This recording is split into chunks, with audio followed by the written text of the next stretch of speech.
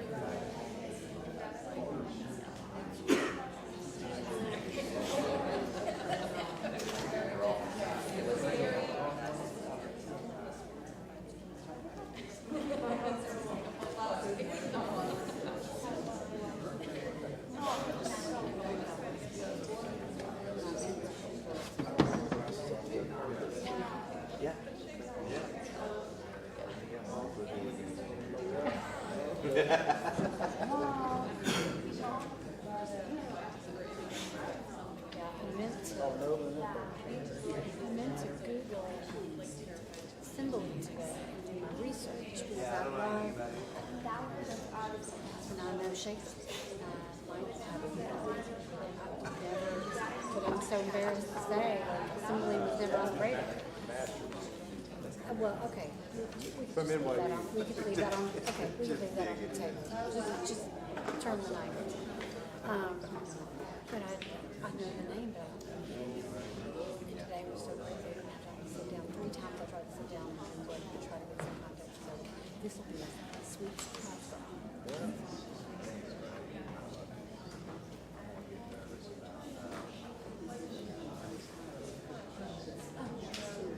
And it's worry. All the thing.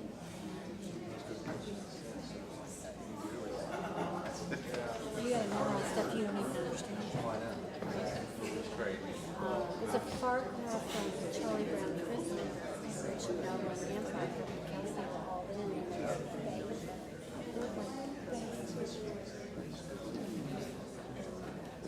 Good evening. morning, everybody, and welcome back to Ensworth High School. Colin, good to see you. If y'all don't know me, my name is David Berry, and I teach English and theater here at the high school, and we are so glad to have you. I'm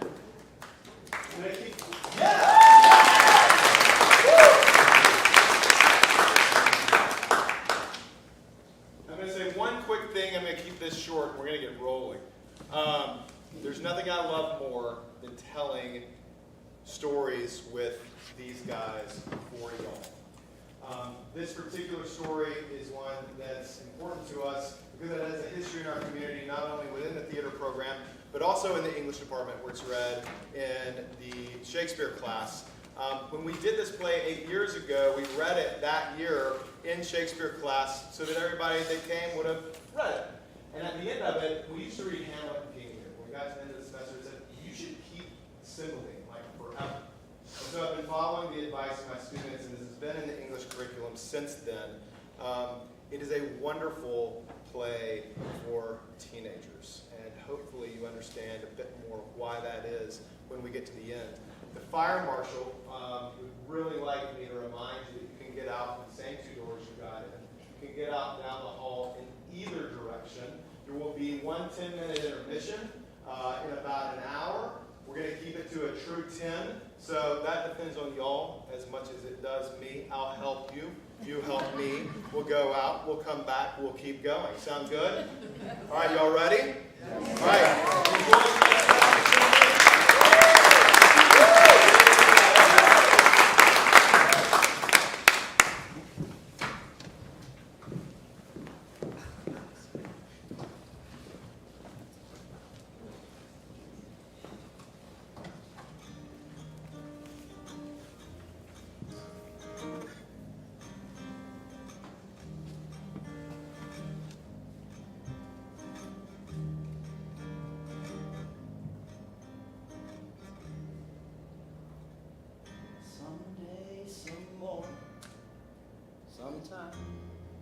Sometime, I want to hold your hand in mine. Someday, some morning, sometime. And I'd like to tell you that you're pretty and fine. Your face will smile and your eyes will shine. Someday, some morning, sometime.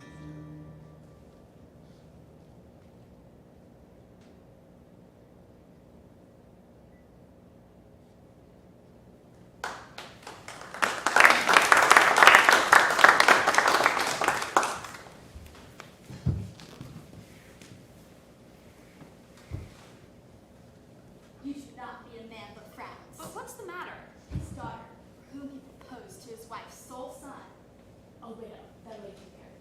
Half preferred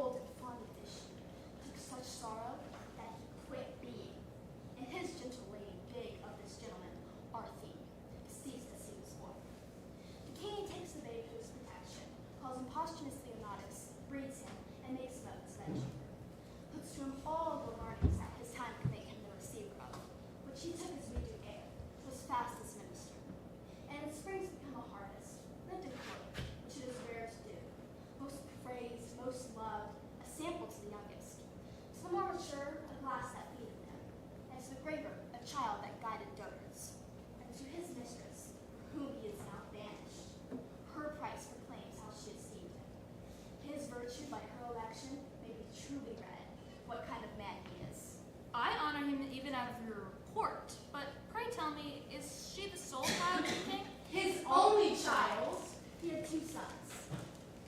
If this be worth the word in the market, the eldest of them, at 3 years old, and squatting close to other, from their nursery were stolen, and to this hour no guess knowledge which way they went. How long is this ago? Some 20 years. We must forbear. Here come the king, queen, and princess.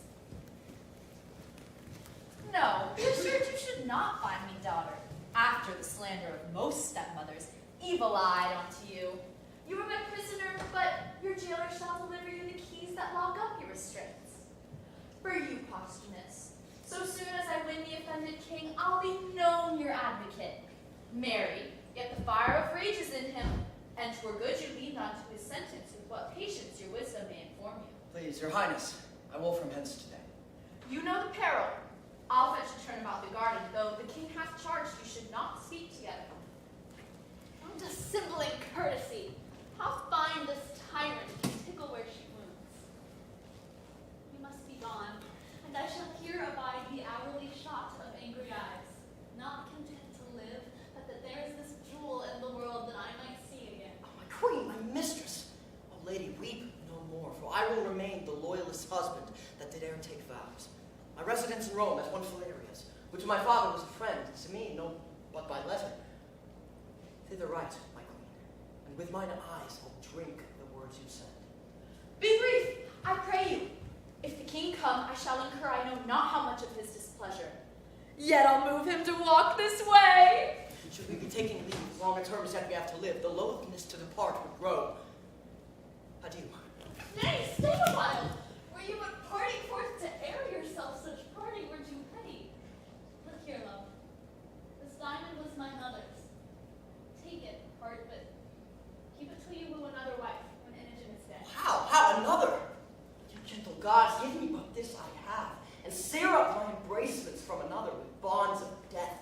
Remain thou here, while sense can keep it on, and sweetest, fairest, that I my poor self did exchange for you, to your so infinite loss, so that in our trifles I still live. For my sake, take this. It is a manacle of love. I place it upon this fairest prisoner. Gods, when shall we see again?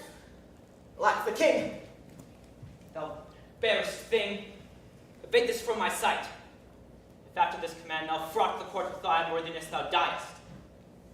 Away, thou art poison to my blood. Please, the gods bless you. Bless the good remainders of your court. I am gone.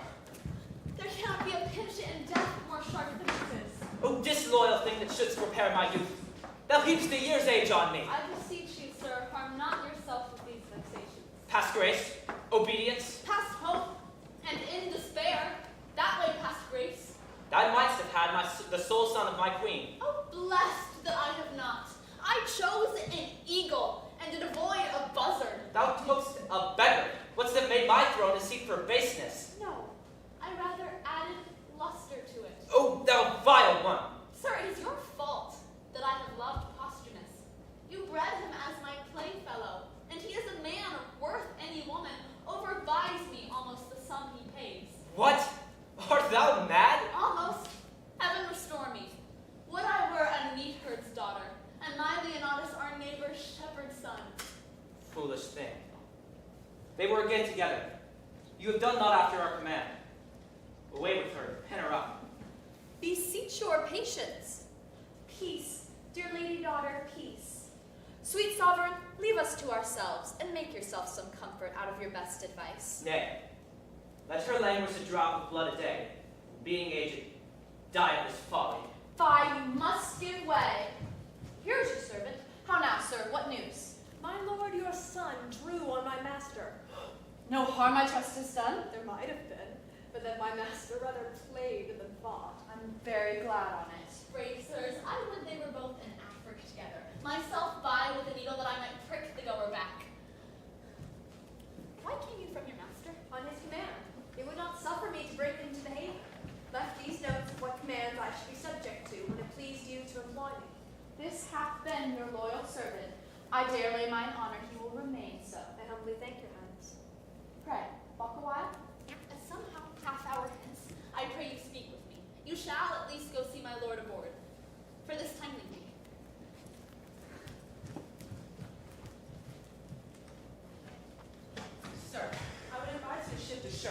violence of action had made you reek of a sacrifice. Where air comes out, air comes in. If my shirt were bloody, then to shift it. Have I hurt him? No, Faith. Not so much as his patience. You hurt him. His body's a passable carcass had he be not hurt. A thoroughfare for steel had he be not hurt. The villain would not stand me. No, but he fled forward still, towards your face. Stand you, you had laid enough on your own. But he added to your habit, gave you some ground. Puppies. Why would they not come between us? So would I, till you measured how long a fool you were upon the ground. So, as I've told you always, her beauty and her brain go not together. Come, I'll to my chamber. Would there have been some hurt done? I wish not so, unless it had been the fall of an ass, which is no great hurt. You'll come with us? I'll attend your lordship. Nay, come, let's go together. I would thou brewest onto the shores of the haven and questioned every sail. If he should write, and I not have it, 'twere a paper lost is offered mercy is. What was the last that he spake to thee? It was his queen, his queen. And waved his handkerchief. And kissed it, madam. Senseless linen, happier therein than I. Was that all? No, madam. For as far as he could make me with this eye or ear and distinguish me from others, he did keep the deck with coat or hat or handkerchief. Good Pisanio, when shall we hear from him? Be assured, madam, of his next vantage. I did not take my leave of him, but had much pretty things to say. Ere I could tell him how I would think on him at certain hours, such thoughts or such, or ere I could give him that parting kiss which I had set betwixt two charming words, in comes my father, and like the tyrannous breathing of the north, shakes all our buds from growing. The queen, madam, desires your highness company. These things I bid you do, and get them dispatched. I will attend you. I shall.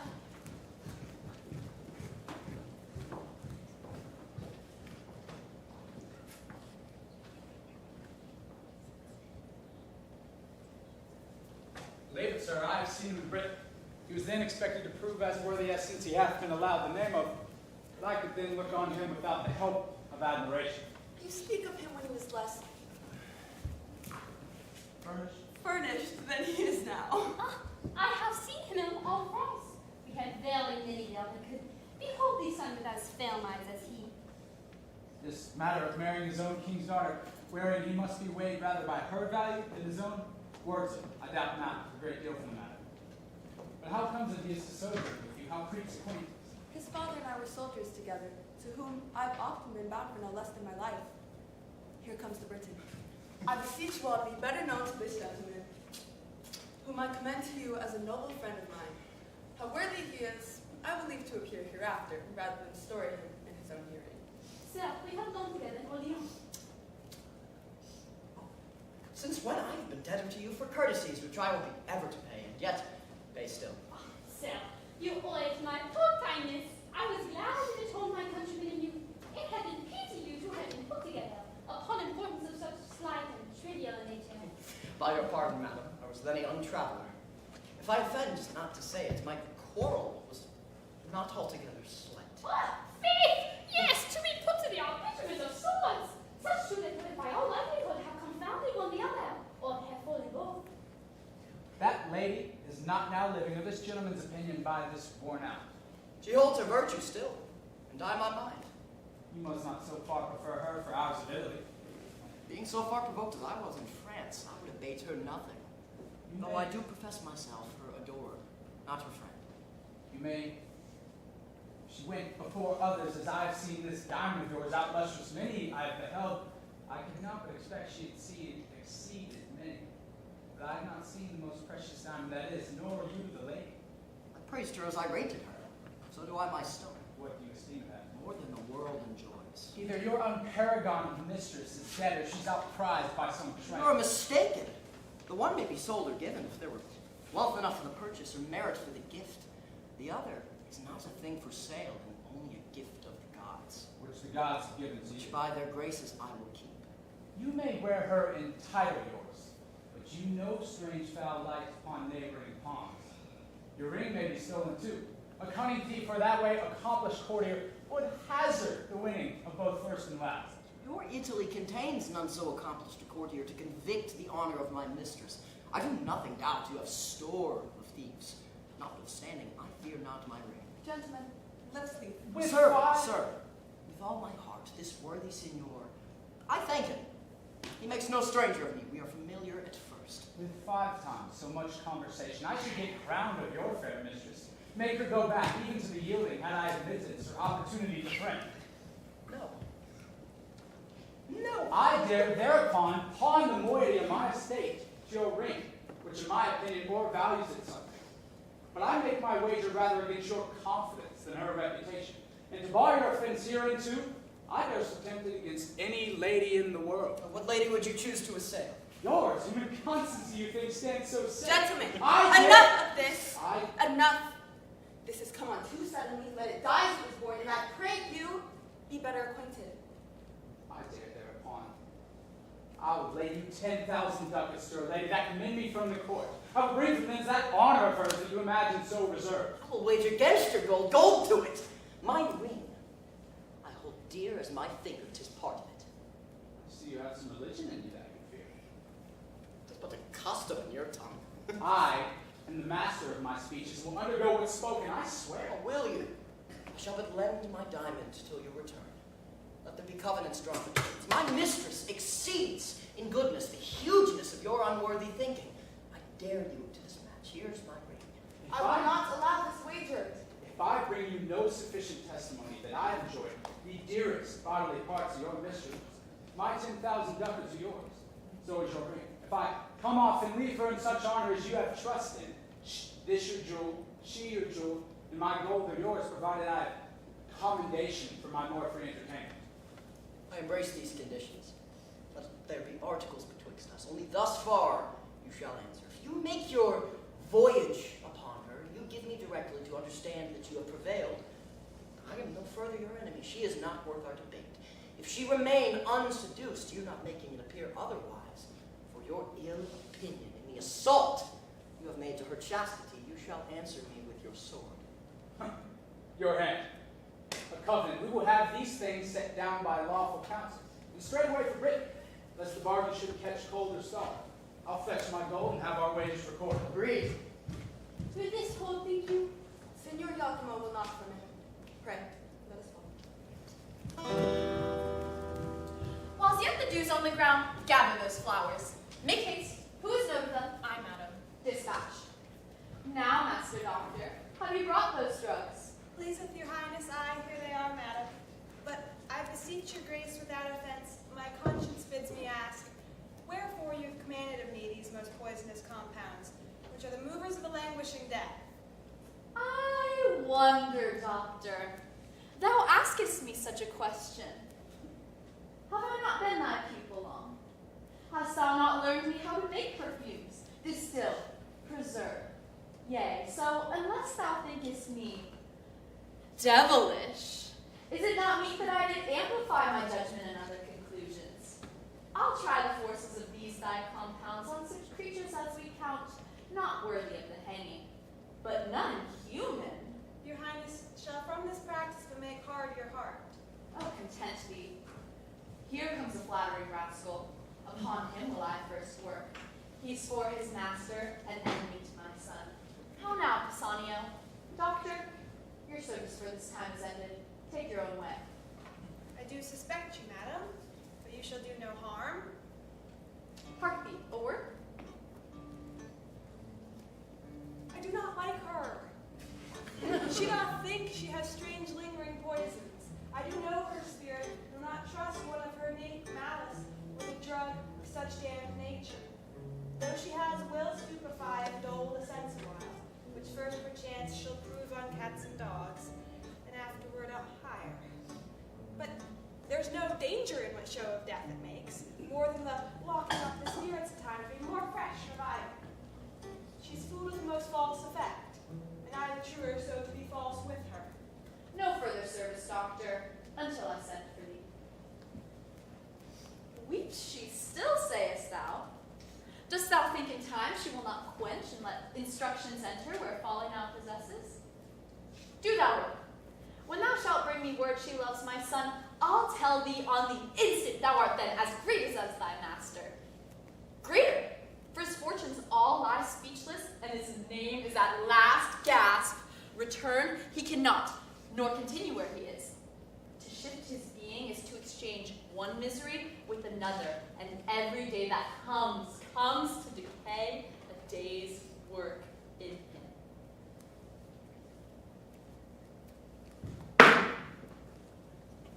Thou takest up. Thou knowest not what, but take it for thy labor. It is a thing I made which hath the king 5 times redeemed from death.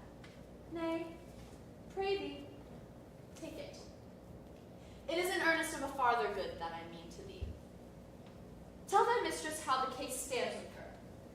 Do it as from thyself. Thou hast thy mistress still to boot, my son, who will take notice of thee. I'll move the king to any shape of thy preferment, such as thou desire, and then myself I chiefly, that set thee on this desert, am bound to load thy merit richly. Call my women, think on my word.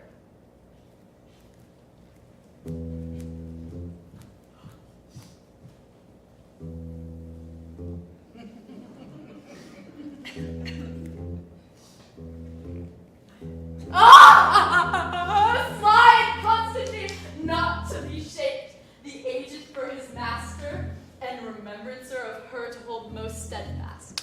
I have given him that which, if he take, shall quite unpeople her of leisures for her sweet, and which she after, except she bend her humor, shall be assured to taste of too. So, well done, well done. The violets, cowslips, and primroses, bear to my closet. Fare thee well, Bassanio. Think on my word. And shall do. But when my good lord I prove untrue, I'll choke myself. That's all I'll do for you. A father cruel and a stepdame false. A foolish suitor to a wedded lady that hath her husband vanished. Oh, that husband. My supreme crown of grief. Had I been thief-stone, as my 2 brothers, happy. Blessed be those how mean soe'er that have their honest wills, which season comfort. Who may this be? Fie. Madam, a noble lord comes from my lord with letters. Change you, madam. The worthy Leonatus is in safety, and greet your highness dearly. Thanks, good sir, you're kindly welcome. All of her that is out of door most rich.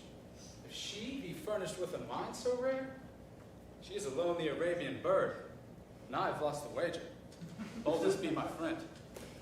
He is one of the noblest note, to whose kindness I am infinitely tied. Regard him as such as you value your trust, Leonatus. So far I read aloud, but even the very middle of my heart is warmed by the rest, and takes it thankfully. You are as welcome, worthy sir, as I have words to bid you, and shall find him so in all that I can do. Thanks, madam. What? Are men mad? What makes your admiration? Cannot be in the eye. For apes and monkeys twixt 2 such she's would chatter this way and contemn the other with mows. Nor in the judgment. For idiots, in this case of the favor, would be wisely definite. The cloyed will, that satiate yet unsatisfied desire, that tub both full and running, ravaging first the lamb, longs after for the garbage? What dear sir thus raps you? Are you well? Well, madam, beseech you, sir, desire my man's abide where I did leave him. I was going, sir, to give him welcome. Continues well, my lord. His health beseech you? Well, madam. Is he disposed to mirth? I hope he is. Exceeding pleasant. Never a stranger so merry and so gangsome. He is called the Briton Reveller. When he was here, he did incline to sadness, and oftentimes not knowing why. I never saw him sad. Not he, but yet heaven's bounty might be used more thankfully towards him. In himself 'tis much, in you, which I account his beyond all talents, whilst I am bound to wonder, I am bound to pity too. What do you pity, sir? 2 creatures, heartily. Am I one, sir? You look on me. What wreck discerns you and me deserves your pity? Lamentable. To hide me from the radiant sun and solace in the dungeon by a snuff? I pray you, sir, deliver with more openness your answers to my demands. Why do you pity me? That others do. I was about to say enjoy your, but it is an office of the gods to venge on it, not mine to speak on it. You do seem to know something of me, or what concerns me. I pray you, since doubting things go ill often hurts more than to be sure they do, deliver with more openness what you both spur and stop. Had I this cheek to bathe my lips upon, this hand whose every touch would force the feeler's soul to the oath of loyalty, this object which takes prisoner the wild motion of mine eye, firing it only here, should I damn then slaver with lips as common as the steps that mount the Capitol, join lips with hands made hard with hourly falsehood? It were fit that all the plagues of hell should at all time encounter such revolt. My lord, I fear, has forgot Britain. And himself, not I, but 'tis your graces that from my mutest conscience charms this report out. Let me hear no more. Oh, dearest soul, your cause doth strike my heart with pity, that doth make me sick. Be revenged, or she that bore you was no queen, and you recoil from your great stock. Revenged? How should I be revenged? If this be true, as I have such a heart that both mine ears must not haste abuse. If this be true, how should I be revenged? I dedicate myself to your sweet pleasure. More noble than that renegade to your bed, and will continue fast to your affection still close assured. What hope, Bassanio? Away! I do condemn mine ears that have so long attended thee. If thou wert honest, thou wouldst have told this tale for virtue, not for such an end thou seekest, as base as strange. Thou wrongest a gentleman who is as far from thou report as thou from honor, and solicit here a lady that disdains thee and the devil alike. What hope, Bassanio? The king my father shall be made acquainted of this assault. If he shall think it fit, a saucy stranger in his court, to fart as if in a Roman stew, then he hath the court he little cares for, and a daughter he not respects. Oh! What hope, Bassanio? So happy, Leonatus, I may say! The credit that thy lady hath of thee deserves thy trust.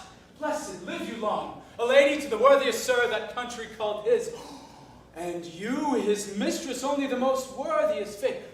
Give me your pardon. I have spoke on this to know if your fines were deeply rooted. You make amends. He sits mongst men like a god. He hath a sort of honor, sets them off, more than mortal seeming. Be not angry, most mighty princess, that I have adventured to try your taking of a false report. The love I bear him made me to fan you thus, and the gods made you, unlike all others, shaftless. Pray your pardon. All's well, sir. Take my power in the court for yours. Thanks, madam. I had almost forgot to entreat your grace but in a small request, and yet at the moment too, for it concerns your lord, myself, and other noble friends are partners in the business. Wait, what is it? Some dozen Romans of us, and your lord, best feather of our wing, have mingled sums to buy a present for the emperor. 'Tis plate of rare device with jewels of rich and exquisite form. Their value's great, and me being strange, something curious to have them in safe stowage. Might it please you to take them into your protection? Willingly, and pawn mine honor for them, since my lord hath interest in them. I will keep them in my bedchamber. They are in a trunk. Attended by my men, I will make bold to send them to you. Only for tonight, I must aboard tomorrow. Oh, no. Oh, I beseech you. I shall short my word by lengthening my return. From Gallia I cross the seas, and on purpose, and on promise, to see your grace. I thank you for your pains, but I'll wait tomorrow. Oh, madam, I must. Therefore I beseech you, if you wish to greet your lord in writing, do it tonight. I have outstood my time, which is the material to our present. I will write. Send your trunk to me. It shall be safely kept and truly yielded to you. You're very welcome.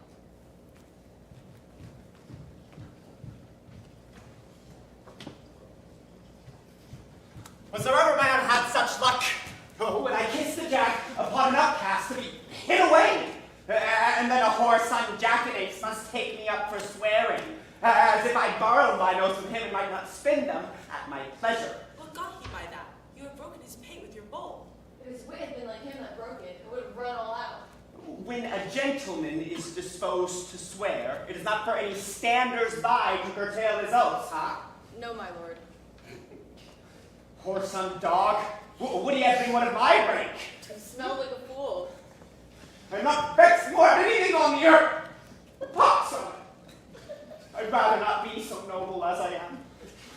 They dare not fight with me because of my mother, the queen.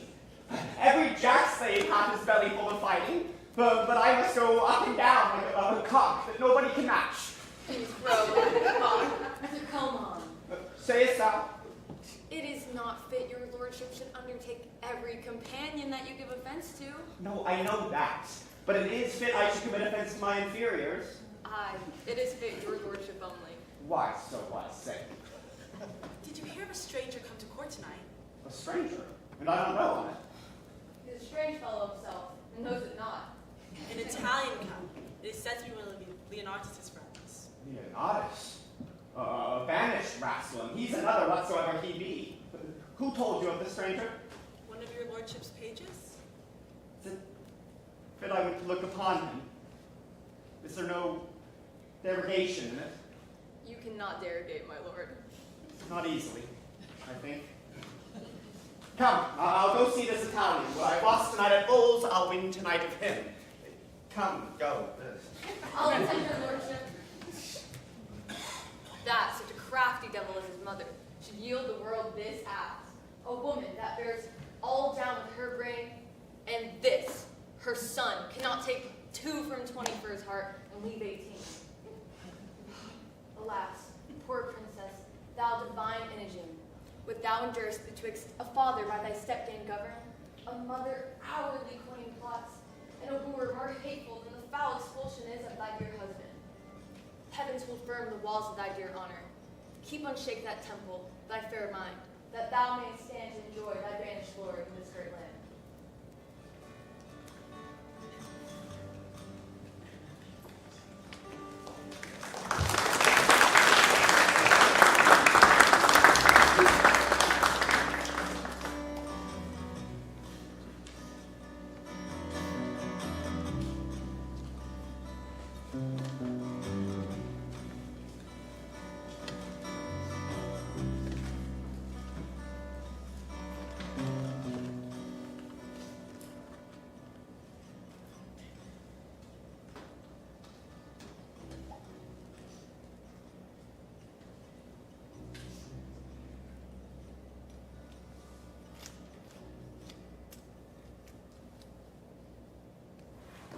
Who's that?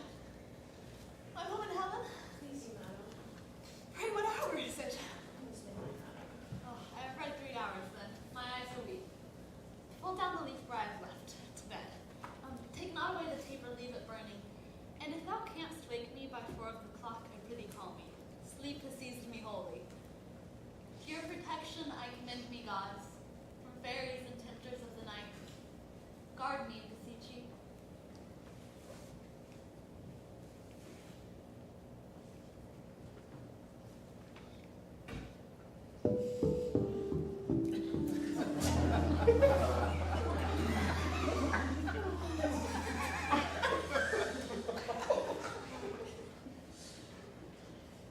The crickets sing, and man's o'er-labored senses prepares itself by rest. Our Tartan must softly press the rushes, ere he wounded the chastity. He awakened, that I might touch, but kiss. One kiss. Rubies, on Paragon, how dearly they do it. 'Tis her breathing that perfumes the chamber thus. But my design, to know the chamber, I will write all down. Why, such and such pictures. There the window, such the adornment of the bed, such and such the heiress, figures, and the contents of the story. But some natural notes about her body would testify to enrich mine inventory. Go sleep, thou ape of death, lie dole upon her. Come off. Come off. As slippery as the Gordian knot was hard, 'Tis mine, and this will witness outwardly as strongly as the conscience does within to the maddening of her lord. Under her left breast, a mole sink spotted like the crimson drops in the bottom of the cowslip. Here's a voucher stronger than ever law can make. This will force him to think I have picked the lock and ta'en the treasure of her honor. No more. To what end? Why should I write down that's riveted, screwed to my memory? She hath been reading lately the tale of Tereus. Here the leaves turned down where Philomel gave up.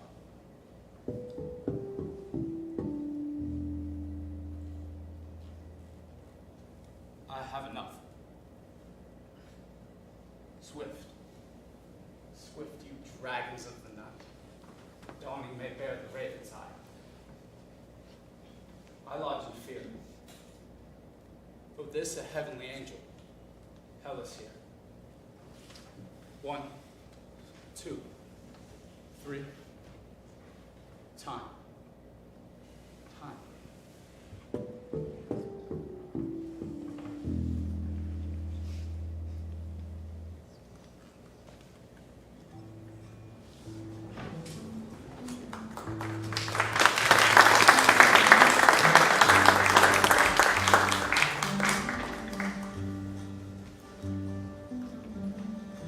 Your lordship is the most patient man in loss, the most coldest to ever turn a pace. It would make any man cold to lose. But not every man as patient after the noble temper of your lordship. You're most hot and furious when you win. Winning will put any man into courage. If I could get this foolish Imogen, I should have gold enough. It's almost morning, is it not? Day, my lord. I would this music were come. No, I'm advised to give her music a mornings. Come on, tune.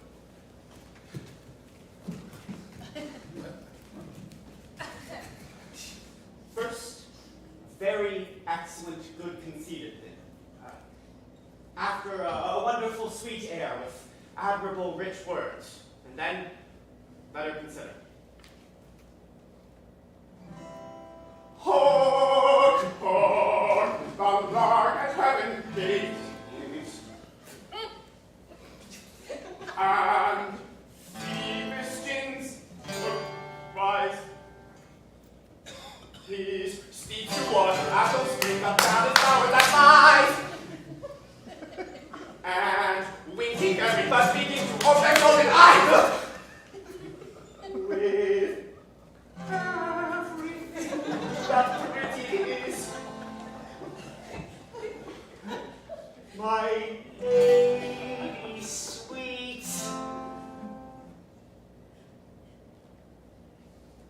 Arise! Arise! Arise! So get you gone. I'm king. I'm glad I was up so late. Perhaps the reason I was up so early. He cannot choose but to take this service I have done fatherly. Good morning to your majesty and to my gracious mother. Attend you hear the door of our stern daughter? Will she not forth? I have assailed her with musics, but she vouchsafes no notes. The exile of her minion is too new. She hath not yet forgotten. Some more time must wear the print of her remembrance on it, and then she's yours. You're most bound to the king, who lets go by no vantages that may prefer you to his daughter. Make denials, increase your service, in all, obey her, save when command to your dismission tends, and therein you are senseless. Senseless? Not so. So like you, sir, ambassadors from Rome. This one is Caius Lucius. Ah, a worthy fellow. Albeit he comes on an angry purpose now, but it's no fault of his. Our dear son, once you have given good morning to your mistress, attend the queen and us. We shall have need to employ you towards this Roman. If she be up, I'll speak with her. If not, let her lie still and dream. By your leave! Ah! I know where women are about her. What if I do lie in one of their hands? 'Tis gold which buys admittance, often doth. And 'tis gold which makes the true man killed, and saves the thief. Nay, sometimes kills both thief and true man. What can it not do and undo? I'll beg whatever women lawyer for me, for I yet not understand the case myself. By your leave.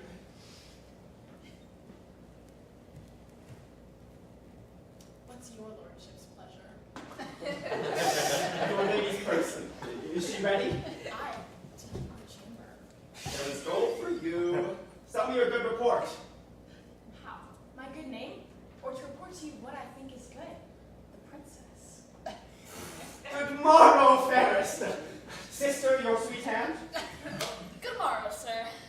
You lay out too much pains for purchasing but trouble. The thanks I give you is telling you that I am poor of thanks and scarce can spare them. Still, I swear I love you. If you had said so, 'twere as deep with me. If you swear still, your recompense is still that I regard it not. This is no answer. But that you shall not say I yield being silent, I would not speak. I pray you spare me. Faith, I shall unfold equal discourtesy to your best kindness. One of your great knowing should learn, being taught, forbearance. To leave you in your madness for my sin, I will not. Fools, you're not mad folk. Do you call me fool? As I am mad, I do. If you'll be patient, I'll no more be mad. That cures us both. I'm sorry, sir. You put me to forget a lady's manners by being sober. And learn now, for all, that I, which know my heart, do hereby pronounce, by the very truth of it, that I care not for you. And so near the lack of charity to pronounce myself, I hate you, which I would rather you feel than make my boast. You sin against obedience, which you owe your father. For that contract you pretend with that base wretch, it is no contract, none.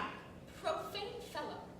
His meanest garment that hath ever but clipped his body is dearer, in my respect, than all the hairs above thee were they all made such men. How now, Bassanio? His garment, how the devil. Dorothy, my woman, hiding presently. Go bid her search for a jewel that too casually hath left mine arm. It was my master's. Surely if I should lose it for the revenue of any king in Europe. I do think I saw it this morning, confident I am. Last night 'twas on my arm, I kissed it. I hope it not be gone to tell my lord I kissed aught but he. 'Twill not be lost. Hope so, go and search. You have abused me. His meanest garment. Aye, I said so, sir. If you'll make it an action, call witness to it. I will inform your father. Your mother, too. She's my good lady, and will conceive, I hope, but the worst of me. So I leave you, sir, to the worst of discontent. I'll be revenged. His meanest garment. Well,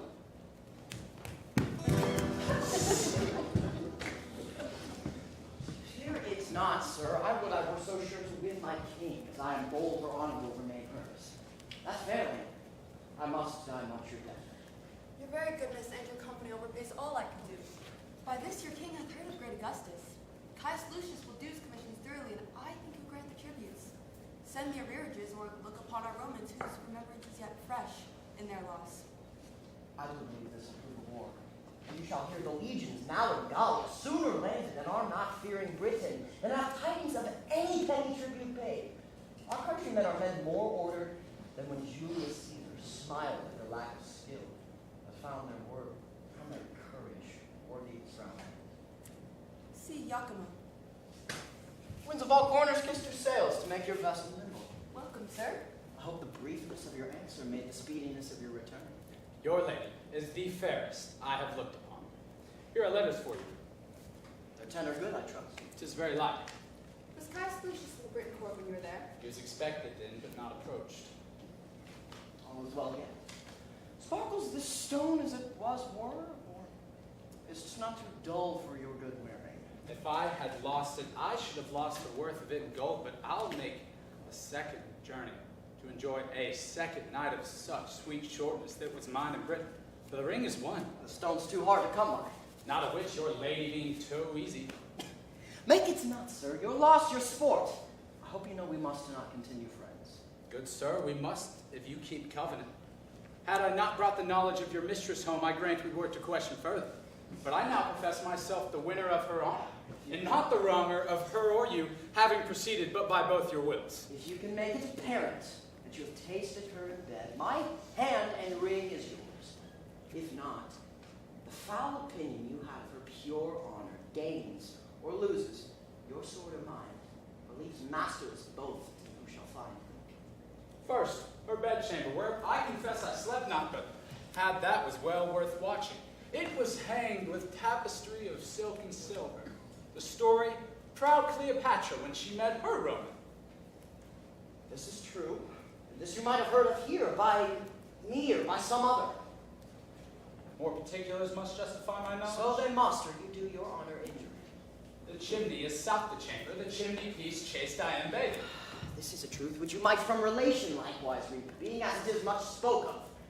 The roof with golden cherubims is fretted. This is her honor! Let me grant that you have seen all this, and praise be given to your remembrance. The description of what is in her chamber, nothing saves the wager you have laid. And if you can be pale, I beg but leave to air this jewel. See? Ooh, and now 'tis up. Jove, let me behold it once more. Is it that which I left with her? Sir, I think her that she stripped it from her arm. I see her yet. Her pretty action did outsell her gift, and yet enriched it too. She gave it me. Told me she prized it once. Maybe she plucked it off to send it to me. She writes so to you, doth she? No, 'tis true. Here, take this too. This a basilisk unto mine eye kills me to look on it. Let there be no honor where there is beauty, truth where semblance, love where there's another man. Have patience, sir, and take your ring again. It may be probable she lost it, or who knows, one of her women, being corrupted, hath stolen it from her. Very true. And so I hope he came by. Back my ring. Render to me some corporal sign about her. More evident than this, for this was stolen. By Jupiter, I had it from her arm. Hark you, he swears. By Jupiter, he swears. Nay, 'tis true. 'Tis true. I know she would not lose it. Her attendants are all sworn and honorable. They induced to steal it, and by a stranger. No, he hath enjoyed her. There, take thy hire, and all the fiends of hell. Sir, Divide themselves sir, between you. be patient. This is not strong enough to be believed of one. Oh, never talk on it. She hath been colted. If you seek for further satisfying, under her left breast lies a mole right proud of that most delicate logic. By my life, I kissed it, and though full it gave me present hunger to feed again. You do remember this stain upon her? Aye, and it doth confirm another stain, as big as hell can hold, were there no more but it. Will you hear more? Nay, spare your arithmetic. I'll be sworn. Don't no swearing. If you swear you have not done it, you lie, and I will kill thee. If thou dost deny thou hast made me cuckold. I'll deny nothing. Oh, that I had him here. To tear him the meal, I'll go there and do it. In the court, before her father, I'll do something.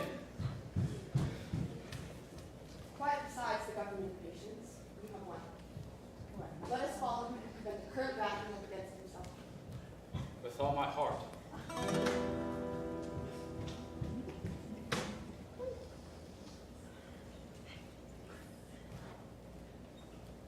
Is there no way for men to be, but women must be half-workers?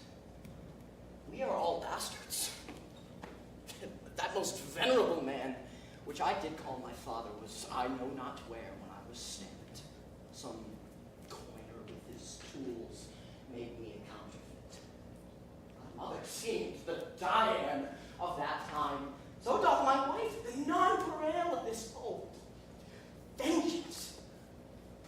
Vengeance. This yellow Giacomo in an hour, was not, or less at first. Perhaps he spoke not, but cried, oh, and mounted. Could I find out the woman's part in me? For there is no motion that tends to vice It is the woman's part, be it lying. Note it. The woman's. Revenge is hers. Falsehoods hers. Ambitions, covetings, change of prides, nice longings, slanders, mutability, all these faults which may be named, nay, which hell knows. Why hers? In part, all, but rather all. They are not constant.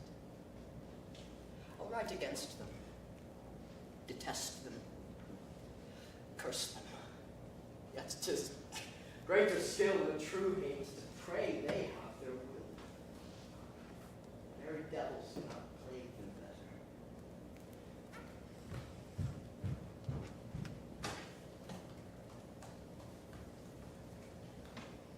Now, say, what would Augustus Caesar with us?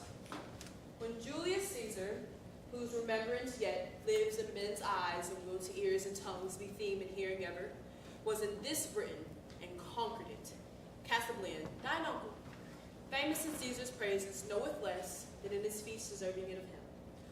And his secession granted Rome a tribute, yearly 3,000 pounds, which by thee lately is left untendered. There be many Caesars ere such another Julius. Britain's a world by itself, and we will nothing pay for wearing our own noses. Remember, sir, my liege, the kings your ancestors, together with the natural bravery of your eye, which stands as Neptune's park, ribbed and paled in with oaks unscalable and roaring waters, with sands that will not bear your enemies' boats, but suck them to the topmasts. What kind of conquest Caesar made here, but made not here his brag of came and saw and overcame. With shame, the first that ever touched him, he was carried from off our coast, twice beaten, and his shipping, poor, ignorant baubles, on our terrible seas, like eggshells moved upon their surges, cracked as easily against our rocks. Come, there's no more tribute to be paid. As I said, there is no more such Caesars.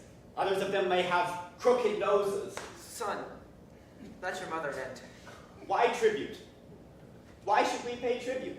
If Caesar can hide the sun from us with a blanket, or put the moon in his pocket, we shall pay him tribute for light. Else, sir, no more tribute. Pray you now. You must know, till the injurious Romans did extort this tribute from us, we were free. Caesar's ambition, which swelled so much it did almost stretch the sides of the world, against all color here did put the yoke upon us, which to shake off becomes a warlike people, whom we reckon ourselves to be. We do then say to Caesar, our ancestor was that Mutius which ordained our laws, whose use of the sword of Caesar hath too much mangled, whose repair and franchise shall, by the power we hold, be our good deed, though Rome be therefore angry. I'm sorry, Cymbeline, that I'm to pronounce Augustus Caesar, Caesar, that hath more kings his service than thyself domestic officers, thine enemy. Receive from me war and confusion. In Caesar's name I pronounce I against thee. Look for fury not to be resisted. Thus defined, I thank thee for myself. Thou welcome, Caius.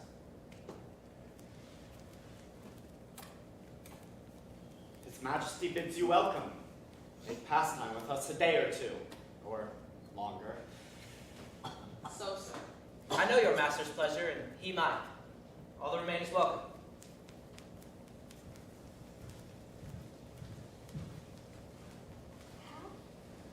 Of adultery? Wherefore write ye not what monsters her accuser? Leonatus, oh my master, what a strange infection is fallen into thine ear. What false Italian, as poisonous tongued as handed, hath prevailed on thy too ready hearing? Disloyal? No, she's punished for her truth, and undergoes more goddess-like than wife-like, such assaults as would take in some virtue. Oh, my master, thy mind to her is now as low as were thy fortunes. How? That I should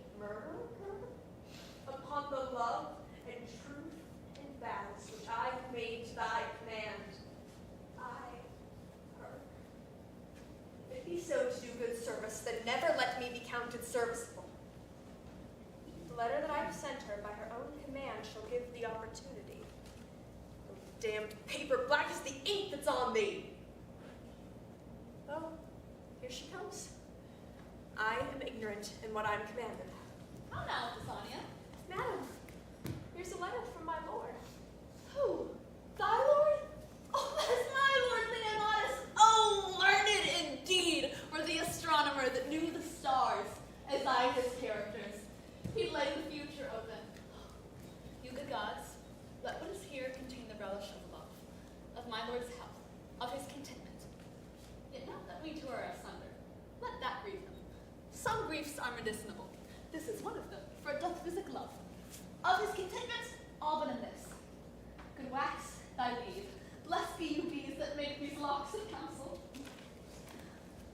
Dearest of creatures, take notice that I am in Cambria, at Milford Haven. What your own love will out of this advise you follow. Increasing in love, Leonatus Posthumus. Hearest thou, Bassanio? He is at Cambria, at Milford Haven. Read and tell me how far 'tis thither. If one of mean affairs may plot it in a week, why may not I glide thither in a day? Then, true Bassanio, who longest like me to see thy lord, who longest, oh, not like me, but longest still in a fainter kind, oh, not like me, for mine's beyond, beyond. Read and tell me how far to this same blessed Milford. And by the way, tell me how Wales was made so happy as to inherit such a haven. But first, how get hence? And for the gap we shall make in time from our hence going to our return, to excuse. But first, how get hence? Pray, speak. How many score of miles may we well ride twixt hour and hour? 1 score twixt sun and sun. Madam's enough for you, and too much too. Why, one that rode to execution, man, could not go so slow. But this is foolishness. Go with my woman, famous Sickness. Say she'll home to her father, and provide me presently a riding suit, no costlier than would fit a Franklin's housewife. Madam, your best consider. I see before me, man, nor here, nor what ensues have but a fog in them that I cannot see through. There's no more to say. Accessible is none but Milford way. Now take a 10-minute intermission.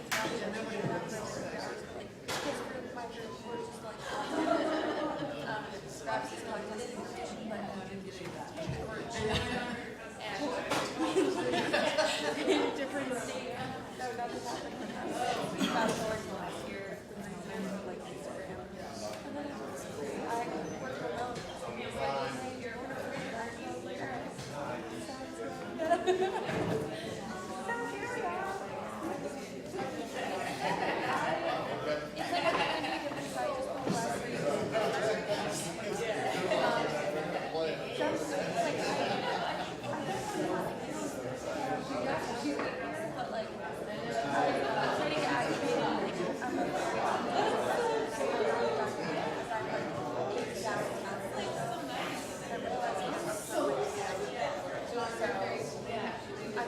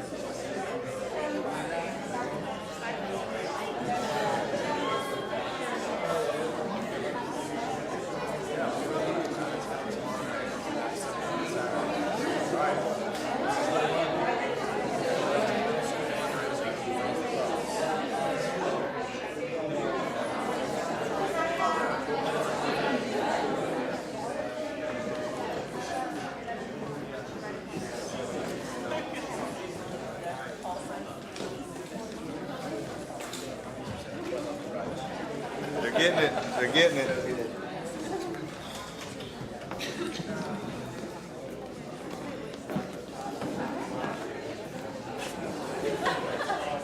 Wait, I got my shirts.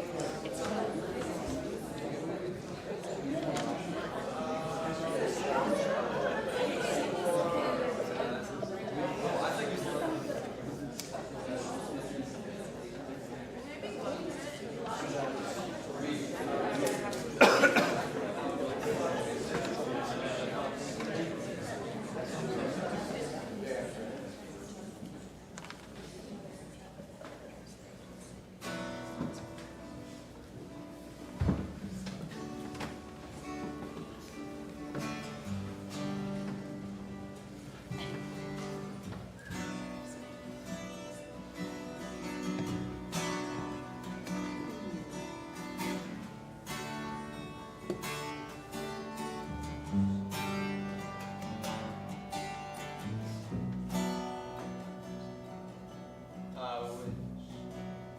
wish my baby was born,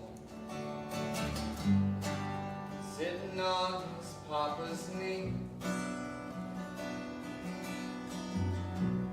You poor girl, you're dead and gone. Green grass growing for thee.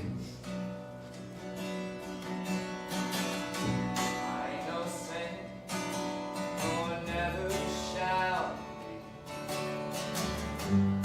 Sweet apple grows from a sour apple tree.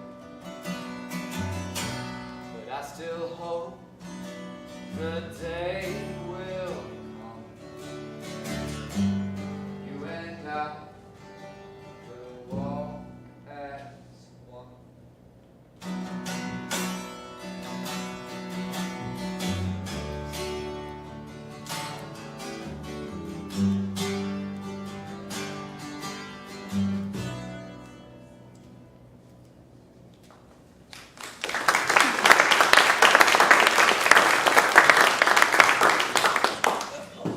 Steve, boys.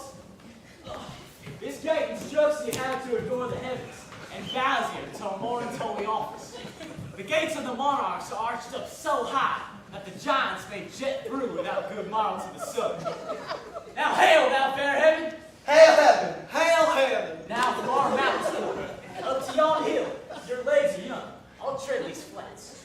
Consider, when you are above, that you may perceive me like a crow, that it is a place which lessens and sets off, where you may then revolve what tales I have told you, of courts, of princes. To apprehend thus draws us a profit from all the things that we see, and often, to our comfort, shall we find the sharded beetle in a safer home than the full-winged eagle. Boys, this life is nobler than intended for a check, richer than doing nothing for a robe, and prouder than rustling in unpaid for silk. Out of your proof you speak. If quiet life be best, sweeter to you that have a sharper known, well corresponding with your stiff age, but unto us it is a cell of ignorance. What should we speak of when we are as old as you? When shall hear the rain and the wind beat dark December? How in this our pinching cave shall we discourse the freezing hours away? We have seen nothing. We are beasts as subtle as the fox for prey, like warlike as the wolf for what we eat.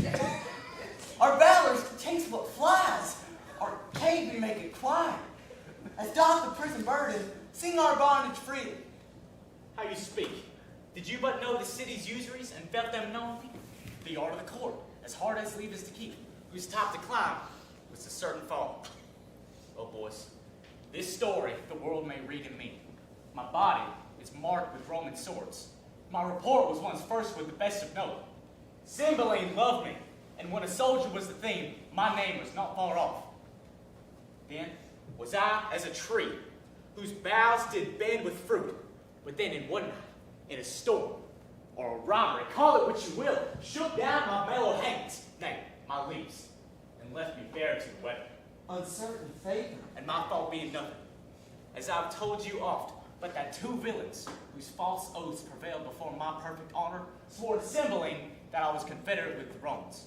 So, following my banishment in these 20 years, this rock and these domains have been my world, where I've lived at more honest freedom and paid more pious debts than all the forend of my time. But up to the mountains, this is not a hunter's language. He that strikes the venison first shall be the lord of the feast.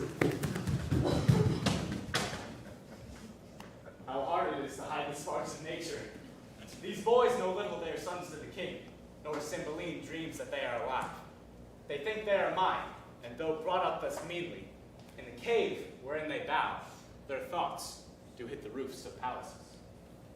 Cymbeline, heaven in my conscience knows that thou didst unjustly banish me, whereof, at 2 and 3 years old, I stole these babes, thinking to bar thee of succession, as thou reftest me of my lands. Europhile, thou wast their nurse. They took thee for their mother, and every day now they do honor her grave. Myself, Valerius, and Morgan called, they take for natural father. Wow! The game is up.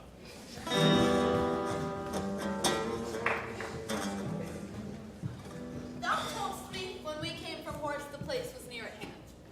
Ne'er longed my mother so to see me first as now I have. Bassanio, man, where is Posthumous? What is in thy mind that makes thee stare thus? Wherefore breaks that sigh from inward of thee? One but painted thus would be interpreted a thing perplexed beyond self-explication.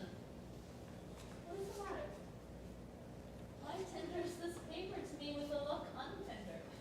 If it be summer news, smile to it before. If winterly thou needest keep that countenance still.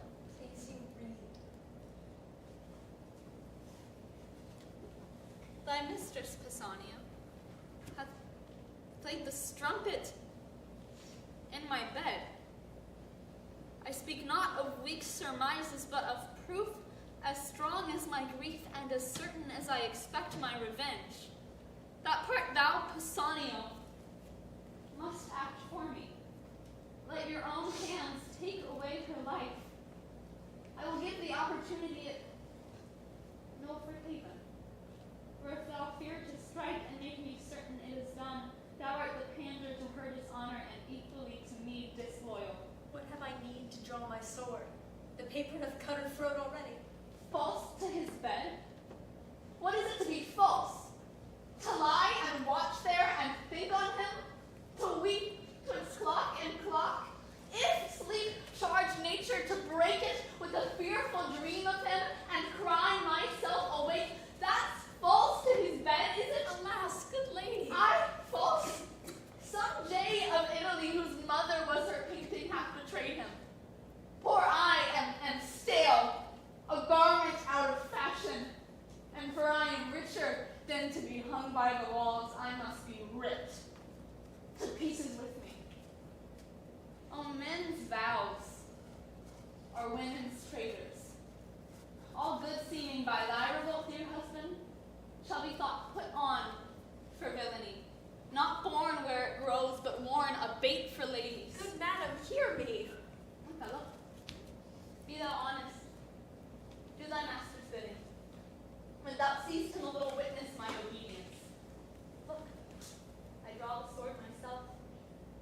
Take it, and pit the innocent mansion of my love, my heart. Fear not. 'Tis empty of all things but grief. Thy master is not there who was indeed the riches of it. Do his bidding, strike. Thou shalt not damn my hand. Why, I must die. And if I be not by thy hand, thou art no servant of thy masters. Against self-slaughter, there is a prohibition so divine that cravens my weak hand. Come, here's my heart. Something support. Soft, soft will no defense. Obedient as the scabbard. What is here? The scriptures of a loyal Leonatus. Falchion heresy. Awake, corrupters of my faith. Thou shalt no longer be stomachers to my heart. I grieve myself to think, when thou shalt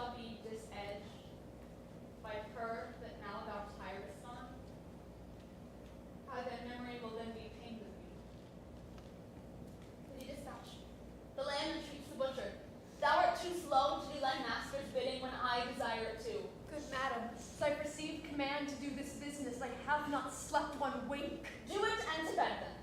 I'll wake mine eyeballs out first. Wherefore then didst thou undertake it?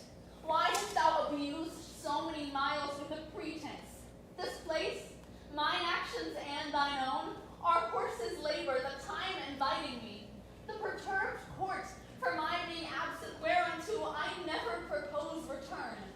Why hast thou gone so far to be unbent, when thou hast taken thy stand, the elected deer before thee? But to win time, to lose such bad employment, in the which I have considered a course. Good madam, hear me with patience. Talk thy tongue, Mary. Speak. I have heard I am a strumpet, and mine ear therein false struck can take no greater wound. Good madam, I thought you would not back again. Most like bringing me here to kill me? Not so, neither. But if I were as wise as I were honest, then my purpose would prove well. It cannot be but that my master is abused. Some villain, I am singular in his art, hath done you both this cursed injury. No, on my life. I'll give but notice you are dead, and send them some bloody sign of it, for 'tis commanded I should do so. You will be missed at court, and that will well confirm it. My good fellow, what shall I do the while? Whereby, how live? Or in my life, what comfort when I am dead to my husband? If you'll back to the court. No court, no father, no more ado with that harsh, simple nothing, that clotton, whose love suit to me hath been as fearful as a siege. If not in court, then not in Britain you must bide. Where then? Hath Britain not all the sun that shines? Day, night, are they not but in Britain? Prithee, think there's livers out of Britain? I'm most glad you think of other place. The ambassador, Lucius the Roman, comes to Milford Haven tomorrow. Now, if you could wear mine, as dark as your fortune is, and disguise that which, but to appear itself, must not get be but by self-danger, you should tread a course pretty, and full of view, yea, haply near the residence of Posthumus, so nigh, at least, that though he were not visible, report should render him hourly to your ears, truly as he moves. Though such needs do peril to my modesty, not death on it, I would adventure. Well, then here's the point. You must forget to be a woman. I see unto mine end, and I'm almost a man already. First, make yourself but like one. For thinking this, I have fit. 'Tis in my cloak bag. Doublet, hat, hose, and all that answer to them. Would you, in their serving, and with what imitation you can borrow from the youth of such a season, present yourself for noble Lucius, his iron service, doubtless with joy and full embracing, for he's most honorable, and doubling that, most holy. Your means broad, you have me rich. I will never fail, beginning nor supplant. Thou art all the comfort the gods will diet thee with. This attempt I am soldier to, and will abide it with a prince's courage. Well, madam, you must be short farewell, lest being this I be suspected of your carriage from the court. Here's a bottle. What's in it is precious. If you are sick at sea, or stomach qualmed at land, the dram of this will drive away distemper. Do some shade, and fit you to your manhood. May the gods direct you to the best. Amen. I thank thee.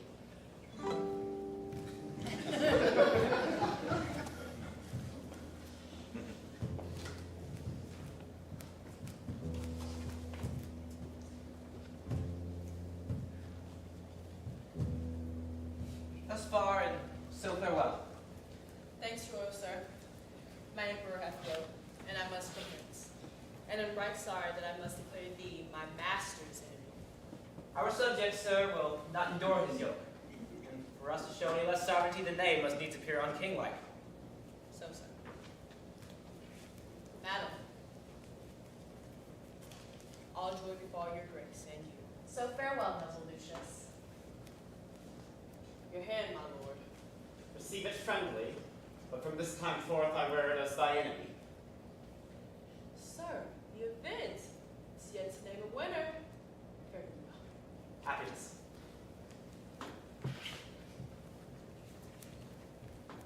He goes hence frowning, but it honors us that we have given him cause. 'Tis all the better. Lucius hath already wrote to the emperor how it goes here. It fits us therefore rightly that our chariots and horsemen be in readiness. The powers that he hath in Galloway will soon be drawn to head, from whence he moves his war for Britain. 'Tis not sleepy business, but must be looked to speedily and strongly. Our expectation that it would be thus hath already made us forward. But, my gentle queen, where is our daughter?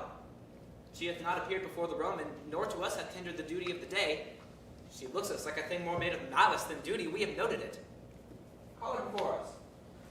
My lord, when last I went to visit her, she prayed me to excuse her keeping close, whereto constrained by her infirmity, she should that duty leave unpaid to you which daily she was found to proffer. This she wished me to make known, but our great court made me to blame in memory. So please your majesty, her chambers are all locked and there's no answer that will be given to the loudest of noise we make. Her door's locked? Not seen of late? Grant heavens in which I bear prove false. Son, I say, follow the king. That man of hers, Bassanio, her old servant, I haven't seen these 2 days. Go, look after. Bassanio, thou that standeth so for Posthumus, he hath a drug of mine. I pray his absence proceed by swallowing that, for he believes it's a thing most precious. But for her, where is she gone? Haply despair hath seized her, or, winged with fervor of her love, she is flown to her desired Posthumus. Gone she is, to death or to dishonor, and my end could make good use of either. She being down, I have the placing of the British crown. How now, my son? 'Tis certain she is fled. Go in and cheer the king. He rages, none dare come about him. All the better. May this night forestall him from the coming day. I love and hate her. For she's fair and royal, and that she hath all courtly parts more exquisite than ladies, woman. From every one, the best she hath. And she, of all compounded, outsells them all. I love her, therefore. But disdaining me, throwing favors on the low Posthumus, slanders so her judgment that what's else rare is choked. And in that point, I will conclude to hate her. Nay, indeed, to be revenged upon her. For when fools shout, "Who is here?" What are you packing, sirrah? Come hither. Precious pander. Villain, where is thy lady? In a word, or else thou art straight away with the fiends. Oh, good my lord. Where is thy lady? Or by Jupiter, I will not ask again. Close villain, I'll have this secret from thy heart, or rip thy heart to find it. She with Posthumus, from whose so many weights of baseness cannot a dram of worth be drawn. Alas, my lord, how can she be with him? When was she missed? He is in Rome. Where is she, sir? Come nearer, no further halting. Satisfy me whole, let us be come over. Oh, my all-worthy lord. All-worthy villain. This paper is the history of my knowledge touching her flight. Let's see it. I will pursue her even to Augustus' throne. Or this, or perish. She's far enough, and what he learns by this may prove his travel, not her danger. I'll write to my lord that she is dead. Oh, Inogen, safe mayest thou wander, safe return again. Sirrah, is this letter true? Sir, as I think. It is Posthumus' hand. I know it. Sir, if thou wouldst not be a villain, but do me true service, undergo those employments wherein I should have the cause to use thee with a serious industry, that is, but villainy, so where I bid thee do, to perform it directly and truly, I would think thee an honest man. Well, my lord. Wilt thou serve me? Wilt thou serve me? Sir, I will. Give me thy hand. Here's my purse. Has any of thy late master's garments in thy possession? I have, good sir, at my lodging, the same the first service thou dost me, fetch that suit hither. Let it be thy first service. Go. Meet thee at Milford Haven. I forgot to ask him one thing. I'll remember it anon. Even there, thou villain Posthumus, will I kill thee. I would these garments were come. She said, upon a time, the bitterness of it I now belch from my heart, that she held the very garment of Posthumus in more respect than my noble and natural person. With that suit upon my back, will I ravish her. First, kill him, and in her eyes. Then, he on the ground, by speech of insultment, ended on his dead body, and when my lust hath dined, which, as I say, to vex her, I will execute in the clothes that she so praised. To the court, I'll knock her back, foot her home again. She hath despised me, rejoicing, and I'll be merry in my revenge. Be those the garments? Aye, my good lord. Bring this apparel to my chamber. That is the second thing I have commanded thee. The third is that thou shalt be a voluntary mute to my design. But be duteous, and true preferment shall tender itself to thee. My revenge is now at Milford. Would I have the wings to follow it? Come, be true.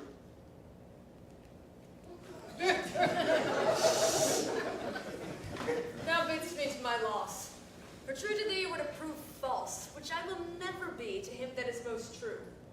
To Milford go, and find not her who thou pursuest. Flow, flow you heavenly blessings on her. This fool's speed be crossed with slowness, labor be his meed.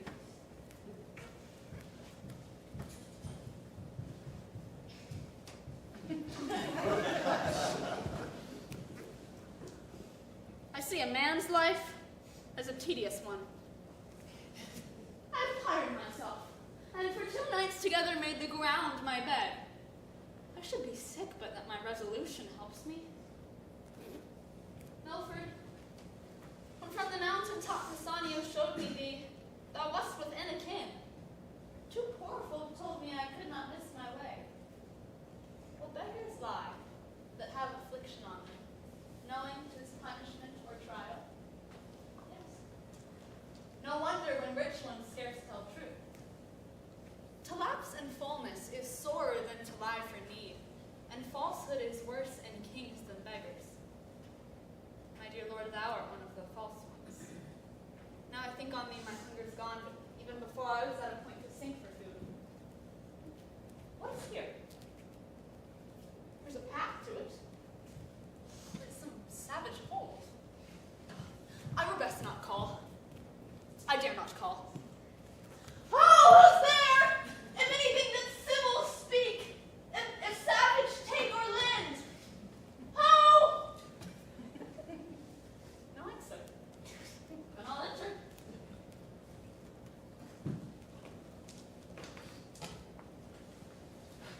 You, Pallador, have proved best woodman and are master of face. Cadwall and I will play the roles of cook and the servant. Our stomachs will make what's homely savor. Weariness can snore upon the flint when restless sloth finds the down pillow hard. Now, peace be here, poorhouse, that keepest thyself. I am thoroughly weary. I'm weak with toil, yet strong in appetite. There's cold meat and cake. Won't rouse on that, or else we'll be killed and cooked. Stay! Come not in! But that eats our victuals. I should think that here were a fairy! What's the matter, sir? But Jupiter, an angel, or if not another paragon, bold to find us, no elder than a boy. Good masters, harm me not. Before I entered here, I called, and am thought to have begged or bought what I took. Good troth, I have stolen not, nor would not, though I had found gold strewed to the floor. Here's money for my meat. I would have left it on the floor so soon as I had made my meal and parted with prayers for the provider. Money, you? All gold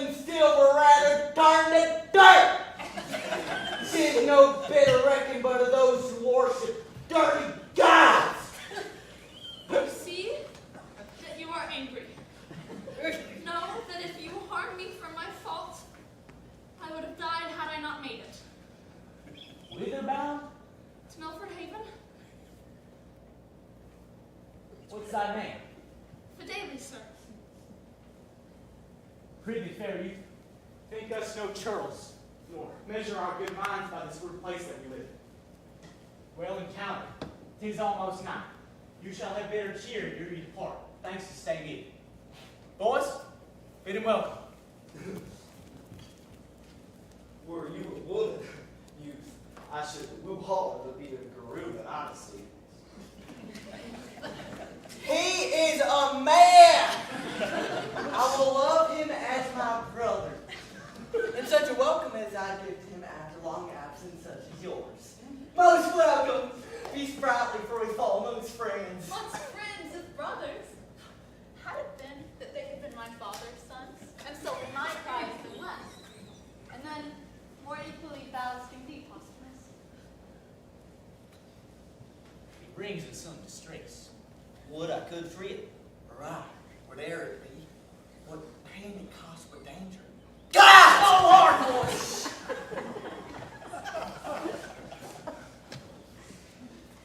Help me, gods. I've changed my sex to be companion with them since Leonatus false. It shall be so. Boys, we'll go dress for our hunt. Fair youth, come on in. Discourse is heavy, fasting. When we have supped, we'll manfully demand thee of thy story. So far as thou wilt speak it. Pray, draw near. The night to the owl and morn to the lark less welcome. I thank thee. I pray, draw near.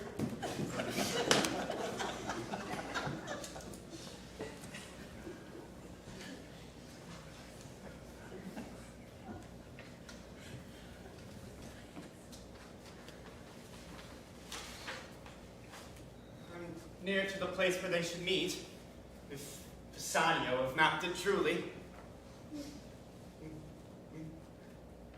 How fit his garments serve me. Why should his mistress not be fit too? It is not vainglory for a man in his glass to confer in his own chamber. I mean, the lines of my body are as well drawn as his. Less young, more strong, not beneath him in fortunes, above him in birth. Yet this impersevering thing loves him in my despite. What mortality is Posthumus? Thy head, which is now growing on thy shoulders, shall, within this hour, be off. Thy garments cut to pieces before thy face, and all this done, spurred her home to her father, who may haply be a little angry for my so rough usage, but my mother, having power of his testiness, shall turn all into my commendations. This is the very description of their meeting place. Out sword, and to a sore purpose. Fortune, put them into my hand.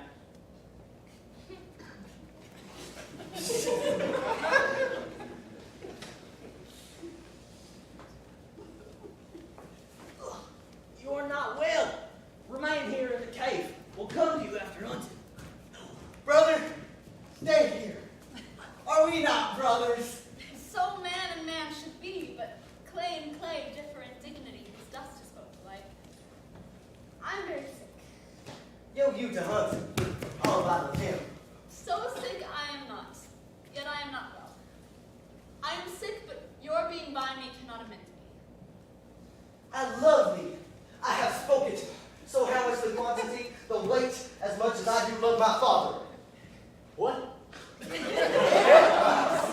say so, sir. I yoke me in my good brother's fault. I know not why I love this youth, and I've heard you say that love is reason without reason.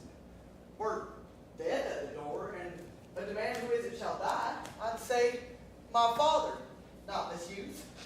A noble strength, a weariness of nature, breed of greatness. Cowards father cowards, and base things sire base. Nature hath meal and brand, contempt and grace. I'm not their father, yet who should this be? The miracle itself. 'Tis the ninth hour of the morn. Brother, farewell. Best of luck. You too. So please, sir. These are kind hearsay is all savage but at court. Experience. Thou disprove this report. I am sick still. Heart sick. Lasagna, now I'll taste thy drug.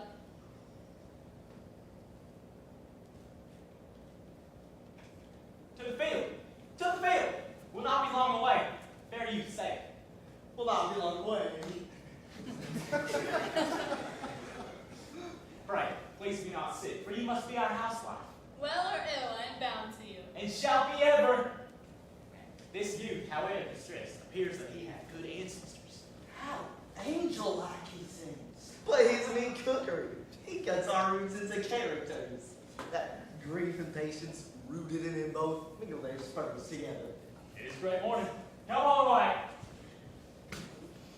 Who's there?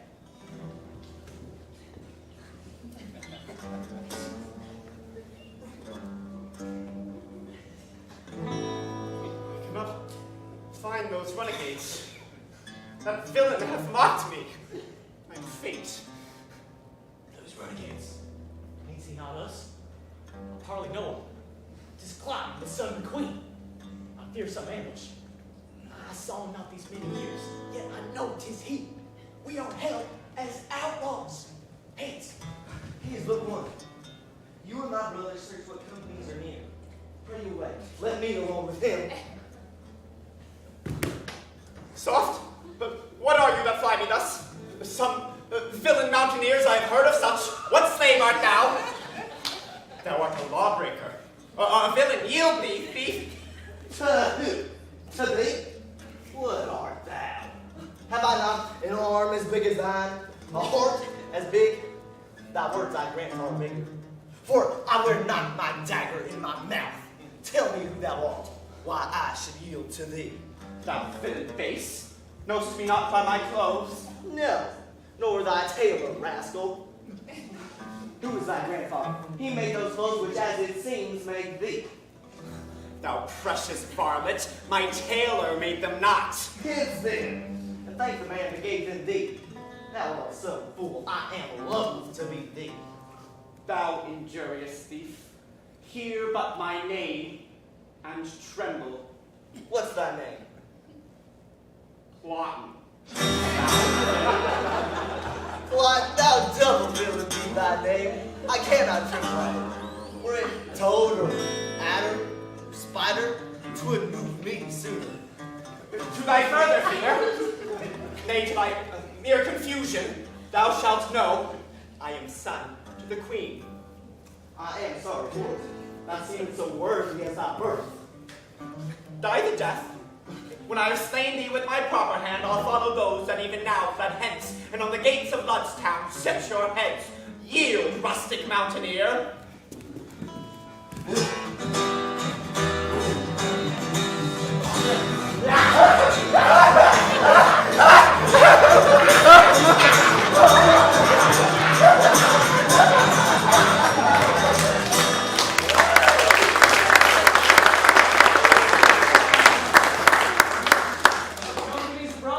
None in the world. Been mistaken, sir. I cannot tell. Long is it since I saw him. But time hath nothing blurred those lines of favor which then he wore. The snatches in his voice and bursts of speaking were as his. I'm absolutely certain 'twas very clock. Again, this place we left. See thy brother. This Clotten was a fool. An empty purse. There was no money in it. Not Hercules could have knocked out his brains, for he had none. Yet, I not doing this, the fool had borne my head, as I did his. What hast thou done?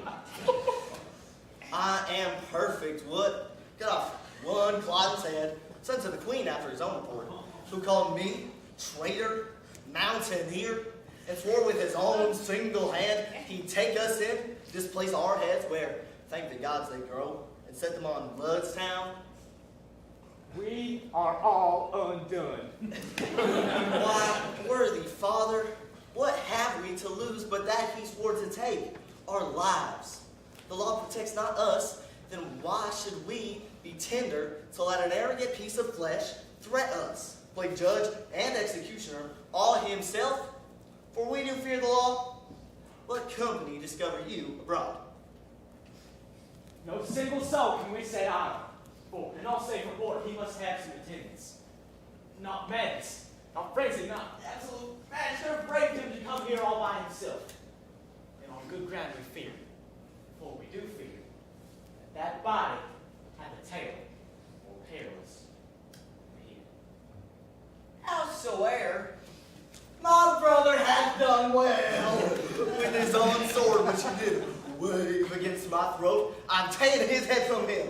I'll run to the creek behind our rock and let it to the sea and tell the fishes he's the queen's son, Clotton. That's all I read. Would Polydor thou hast not done it? Thou valor becomes of thee well enough. Would I have done it, so the revenge alone pursued me. Polydor, I love thee brotherly, but envy much thou hast robbed me of this deed. Well, 'tis done. We'll hunt no more. Prithee, to our rocket. You and Fidelity will play the cooks, and I'll stay till hasty Polydor returns, and returning to dinner, present thee. Poor sick Fidelity. 'Tis wonder that an invisible instinct should frame them to royalty unlearned, honor untaught, civility not seen from another, and valor that wildly grows within them, yet yields a crop as if it had been sowed. Yet it's still strange what Clotton's being here to us portends, or what his death will bring us. Where is my brother? I've sent Clotton's clothole to the stream in embassy to his mother. His body's hostage for his return. Ah, an ingenious instrument. A harp Polydor, it sounds. But on what occasion had Cadwell to give it motion? Or Is he at home? he went hence even now. Well, what does he mean? Since death my dearest mother did not speak before. The matter? Is Cadwell mad? Look, here he comes. He brings with him in his arms the dire occasion of what we blame him for. Bird is dead, but we have made so much of him. I would have rather turned from 16 years of age to 60. Turn my leaping time into a crutch than have seen this. O sweetest Marguerite, my brother wears thee not the one half so well as when thou grewest thyself. Thou blessed thing, Jove knows what kind of a man thou mightest make. And thou diest the most rare boy, with melancholy. How have you found me? Stark, as you see, thus smiling as some fly tickle slumber. His arms thus lead. I thought he slept. While he but sleeps, he'll make his grave a bed. With female fairies will his tomb be haunted, and worms will not come to thee. Fairest flowers, whilst the summer lasts, and I'll live here daily. I'll sweeten thy sad grave. Bring thee all this, yea, and furred moss besides. When flowers are none, to winter ground thy corpse.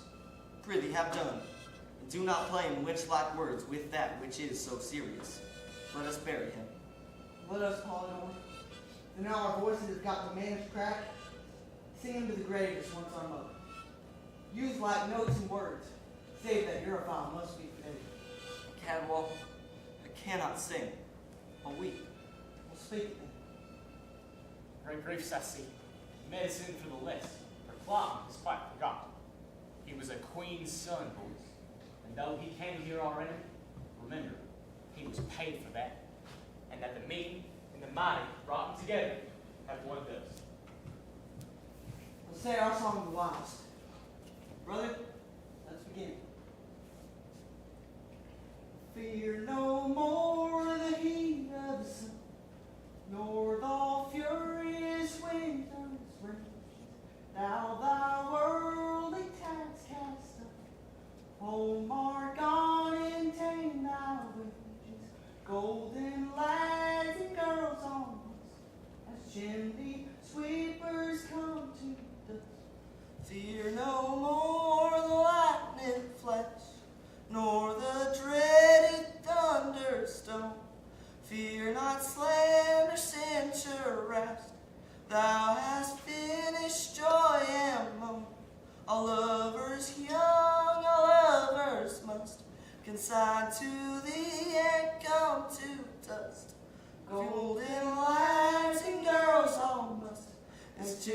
chimney sweepers come to dust. We have done our odd squeeze. Come, lay him down. Here's a few flowers, but about midnight morn. The herbs that have on them the cold dew of the night are strewings fittest for the graves. The ground that had them first has them again. Though their pleasures are past, so is their pain. Come on away.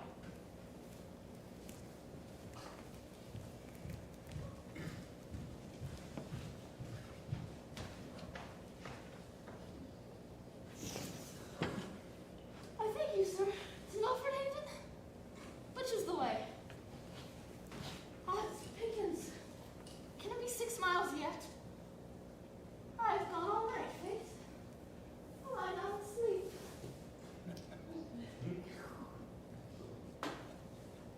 But soft. Not bad, fellow. Oh, gods and goddesses. These flowers are like the pleasures of the earth. This bloody man with hair on it. I hope I dream. Forsooth, I thought I was a cave keeper and cook to honest creatures, but 'tis not so. Even as I wake, the dreams here still within me as without me, not imagined, felt. A headless man? The garments of Posthumus? I know the shape of this leg. This is his hand. The bronze of Hercules, but his jovial face. Murder in heaven, how? 'Tis gone. Bassanio, have conspired with that irregulous devil Cloten, and here cut off my lord. To read and write henceforth be treacherous. Damned Bassanio, hath with his forged letters, damned Bassanio, from this most brave vessel of the world, struck the main top. Posthumus, alas, where is thy head? I mean, where's that? Where's that? Bassanio might have killed thee at the heart and left this head on.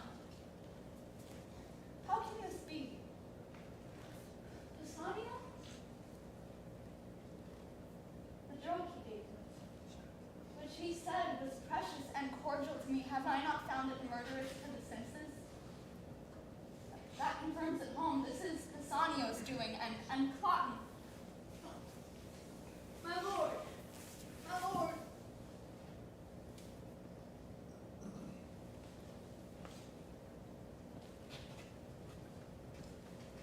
Soft home, but shrunk is here, without its top. The ruin speaks that sometime it was a worthy building, how a page, or dead, or sleeping on him, but dead rather. For nature doth abhor to make his bed, for the defunct nature to sleep. Let's see the boy's face.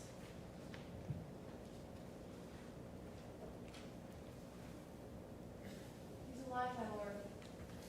But then entrust us of this body. Young one, inform us of thy fortune. Who is this thou makest thy bloody pillow? What's thy interest in this sad break? How came it? Who is it? What art thou? I am nothing. Or if not nothing, to be were better. This was my master, a very valiant Briton and good that here by mountaineers lie slain. Alas, there is no more such masters. I could search the world from east to occident, cry out for service, try many, all good, and never find another such master. Alack, good youth, thou must have no less with thy complaining than thy master in glee. Say his name, good friend. Richard Deschamps.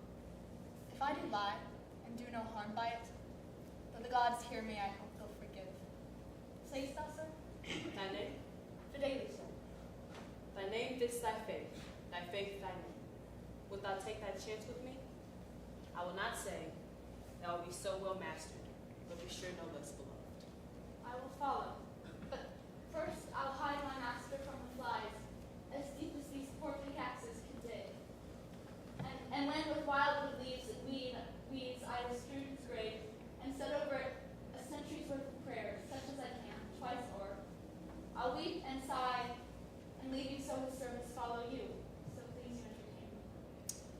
I, good youth, and rather father thee than master thee. My friends, the boy hath taught us manly duties. Let us find the prettiest daisy plot we can, and make with our pikes and partisans a grave. Come, arm him.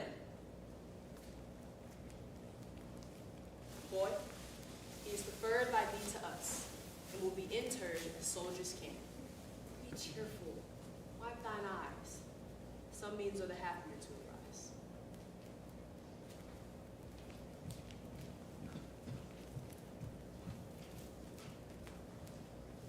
Again, and bringing word out his return. A fever with the absence of her son. A madness of which her life's endangered. Heavens! How deeply you do at once touch me.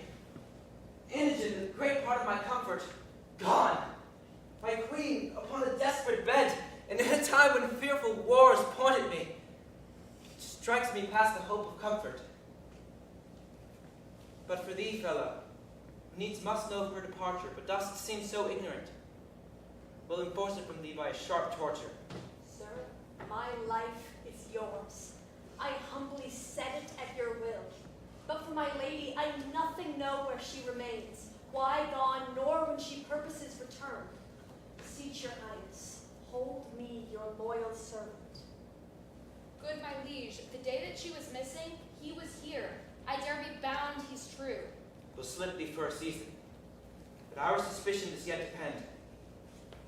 So like you, sir? The Roman legions, all from Gallia drawn, are landed on your coast. Come, let's withdraw and meet the time as it seeks us. We fear not what can from Italy annoy us, but we agree the chance is here.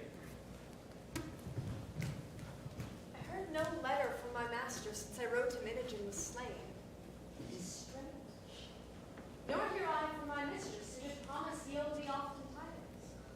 Neither know I when hinted to closet, but must remain perplexed in all. The heavens must still work. Wherein I am false, I'm honest. Not true to be true. These present wars shall find I love my country, even to the note of the king, or I'll fall in them. All other doubts, by time let them be clear. Fortune brings in some boats that are not steered. The noise is round about us. Since we'll hire the mountains, they're secure us. Newness of Cloten's death may render us to where we have lived, and so extort from that as we have done, whose answer would be death, drawn on with torture. This is, sir, a doubt. At such a time, nothing becoming you, nor satisfying us. It's not likely that they will waste their time upon our note to know from whence we are. I'm known to many in the army, but the king hath not been deserving of my services, nor your loves. I and my brother are not known. Yourself so out of thought, there too, so overgrown, cannot be questioned. By the sun that shines, I'll thither. What thing is it that I never did see man die? Scarce ever looked on blood but that of coward hares, hot goats, and venison. Never bestrid a horse. I'm ashamed to look upon the holy sun, to have the benefit of his blessed beings remaining so long upon our note. By heavens, I'll go. If you will bless me, sir, and give me leave, I shall take the better care. But if you will not, the hazard therefore do fall on me by the hands of Romans. So say I. Amen. Have with you, boys. And if in your country's wars you chance to die, that'll be my bed too, lads. And there I'll lie. Now lead. Lead! Time seems long, their blood big scorn, till it fly out and show them princes born.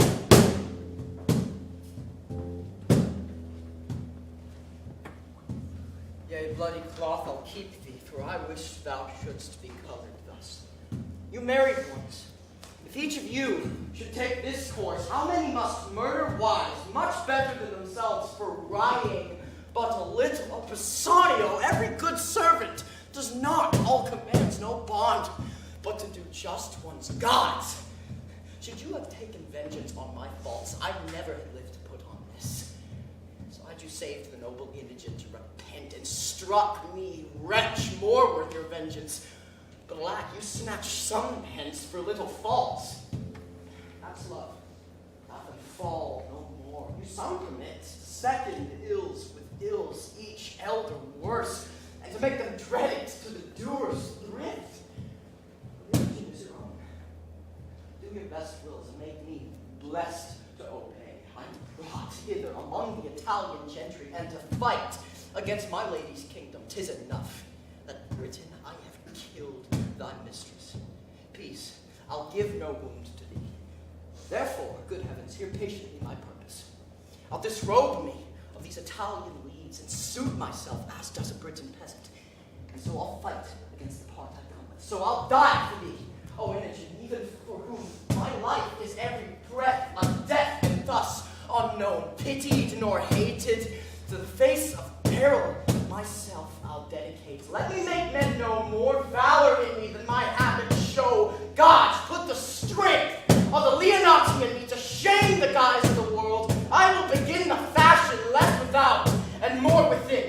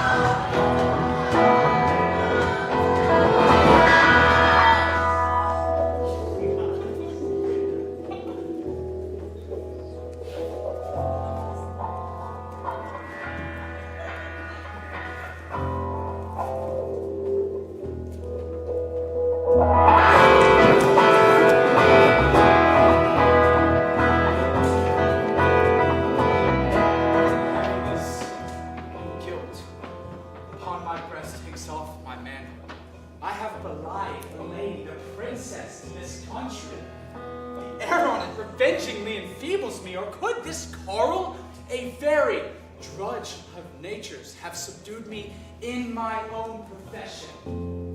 Knighthoods and honors, born as I wear mine, are but titles of scorn. If that thy gentry, Britain, sees this lout as he goes before our lords, the odds is that we scarce are men, and you are gods.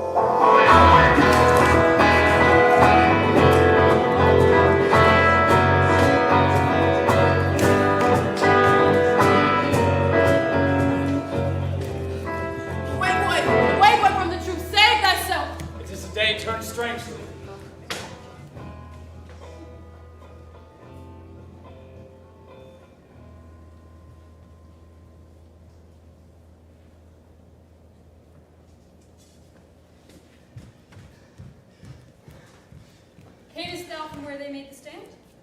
I did. Well, you would seem to come from the flyers. I did. No blame be to you, sir. All was lost without the heaven's fall. Where was this? Close by the battle, ditched and walled, which gave advantage to an ancient soldier, an honest one, I warrant. Athwart the lane, he with two striplings. Lads more like to run the country base, made good the passage, cried to those that fled, our Britons' hearts die flying, not our men. To darkness fleet souls that fly backwards, stand, or we are Romans. Stand. Stand. These 3,000 confident and act as many, while all the rest do nothing. With their gilded, pale looks. Some turned coward, but by example began to look the way that they did, grin like lions upon the pikes of the hunters, then began to stop in the chase, or retire, or rout anon, confusion thick, 10 chased by one, each one becomes slaughtered in a 20, and those that would die or e'er resist are grown the mortal terrors of the field. It was a strange chance, a narrow lane, an old man, 2 boys. I do not wonder that. You are made rather to wonder than at the things you hear and to work Very well, you're angry. Still going. This is a lord. A noble misery. Today, how many would have given their honors to have saved their carcasses, took heel to do it, yet died too? I and mine own woe charmed could not find death where I did hear him groan, nor feel him where he struck. Well, I will find him, for being now a favorer to the Briton, no more a Briton. I will resume the part again in which I came. So, I will yield myself to the veriest hind that should once touch my shoulder. Fight I will no more. Great the slaughter be made here by the Roman. Great the answer be Britons must take. I know on the other side, I spend my breath. Neither here I'll keep nor there again, but end it by some means for Imogen. Great Jupiter be praised! Lucius is taken. So 'tis reported that the old man and his sons were angels. There was a 4th man in poorer man's rags that came to the father. So 'tis thought, but none of them were found. Stand, who's there? A Roman. A dog. He praises his service as if he were of note. Bring it to me.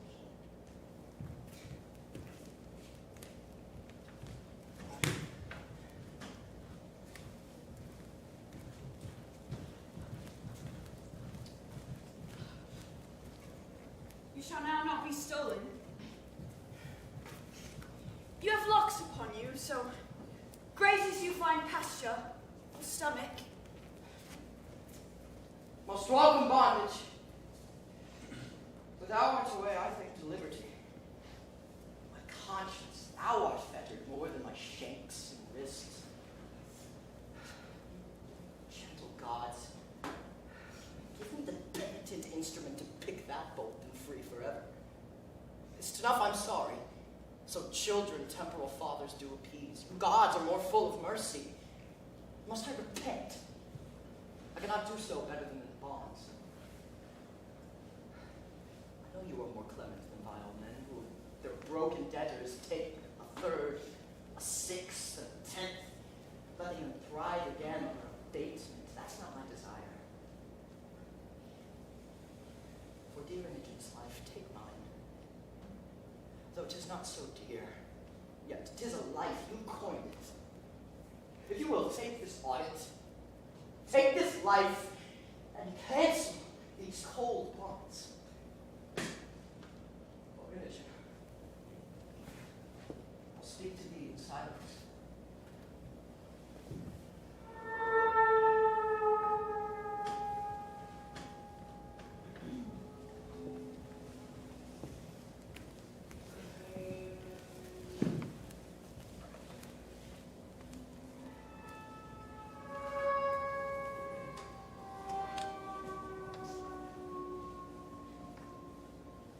Hush, Thunder Master. No longer exercise upon thy valiant race thy harsh and potent injuries. Hath my poor boy done aught but well, whose face I never saw? I died whilst in the womb he stayed, attending nature's law. Lucina let me not her aid, but took me in my throes. That from me was posthumous ripped, came crying amongst his foes. With marriage wherefore was he mocked, to be exiled and thrown, from Leonati's seat and cast from her his dearest one, sweet Imogen. Why do you suffer Iachimo, slight thing of Italy, to taint his heart and his brain with needless jealousy, and to become the geck and scorn of the other's villainy? For this from stiller seats we came, our parents and us twain, that striking in our country's cause fell bravely, and were slain. Like Hardiment, Posthumus hath performed to Cymbeline. Thy crystal window ope, look out. No longer exercise upon thy valiant race thy harsh and potent injuries. Since, Jupiter, our son is good, take off his miseries. Peep through thy marble mansion. Help, or we poor ghosts will cry against thy deity. Help, Jupiter, or we appeal, and from thy justice fly.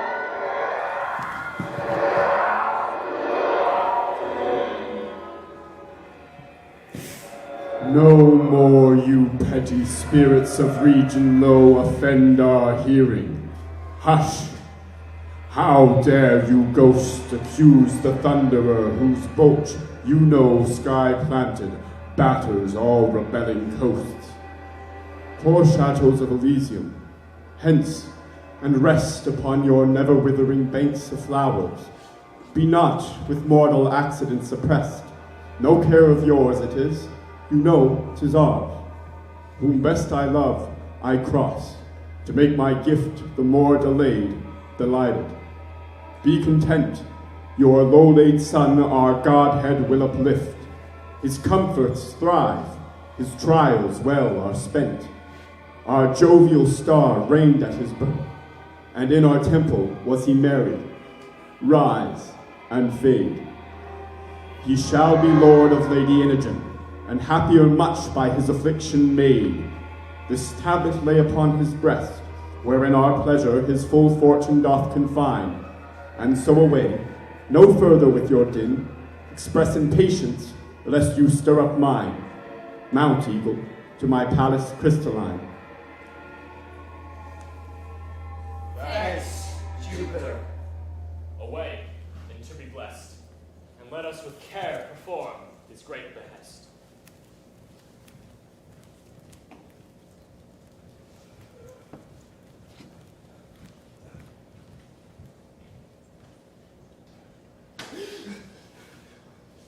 Sleep. Thou hast been a grandsire, and begot a father to me.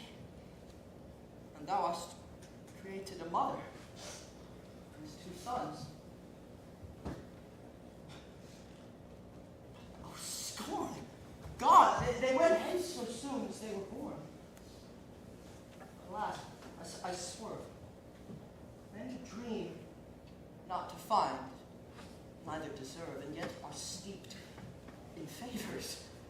So am I, that have this golden chance, and know not why. What fairies haunt this ground? A book. A rare one. And as a lion's whelp shall, to himself unknown, not seeking find, be embraced by peace of tender air. And when from a stately cedar shall be lopped branches, which being dead many years shall after retrieve, and jointed to the stock and freshly grow. Then shall Posthumus end his miseries, Britain be fortunate and flourish in peace and plenty. 'Tis still a dream, or else such stuff as madmen tongue and brain not, of speaking such as sense cannot untie. Be what it is, the action of my life is like it. Come, sir, are you ready for death?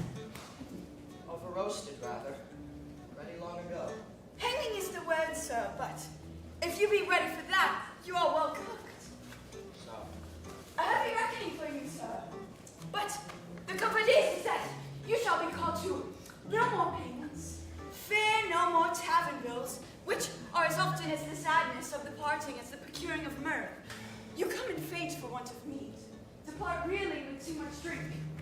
Sorry you have paid too much, and sorry that you are paid too much. Purse and brain both empty. Of this contradiction you shall now be quit. Oh, the charity of a pennycord. I am merrier to die than thou art to live. Yes, indeed, sir. He that sleeps feels not a bit too thick. But if a man were to sleep your sleep, and a hangman help him to bed, I think he would change places with his officer. For look you, sir, you know not which way you shall go. Yes, indeed, do I, fellow. Your death has eyes in his head, then. I have not seen him so pictured. You take upon yourself that which I'm sure you do not know, and how you shall speed to your journey's end. I think you'll never return to tell on. I'll tell thee, fellow, none want eyes to direct them the way I am going. Such as winking will not use them. Oh, I'm sure hanging's the way of winking. Knock off his manacles, bring your prisoner to the king. Thou bringest good news. I'm called to be made free. Well, I'll be hanged then. Thou shalt be freer than a jailer.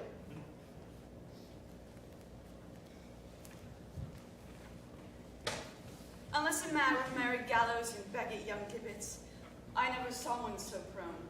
Yet, on my conscience, their very knaves desire to live. For all he be a Roman, and there be some of them too that die against their wills.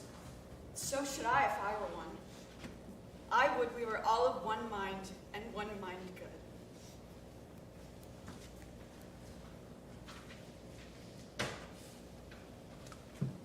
Stand by my side, you whom the gods have made preservers of my throne. Woe is my heart that the poor soldier that so richly fought, whose rags shame gilded arms, whose naked breast stepped before shields of proof, cannot be found. I never saw such noble fury in such a poor thing. Such precious deeds in one that promised not, beggar and poor looks. No tidings of him? He hath been searched for among the living and the dead, but no sign of him. To my grief. 'Tis now time to ask of when to come. Report it. Sir, in Cambria we were born, and gentle. Further to boast, we were neither true nor modest, unless I add that we were honest. Bow your knees. Arise, my knights of the battle. I create you companions to our person, and will fit you with dignities becoming your estates. Hail, great king. There's business in these faces. Why so sadly due to our victory? You look like Romans and not of the court of Britain. To sour your happiness, I must report the queen is dead. Who worse than the physician with this report could come? How ended she? With horror madly dying, like her life which, being cruel to the world, concluded most cruel to herself.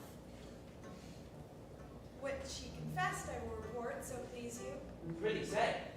First, she confessed she never loved you, but married your royalty, was wife to your place, abhorred your person.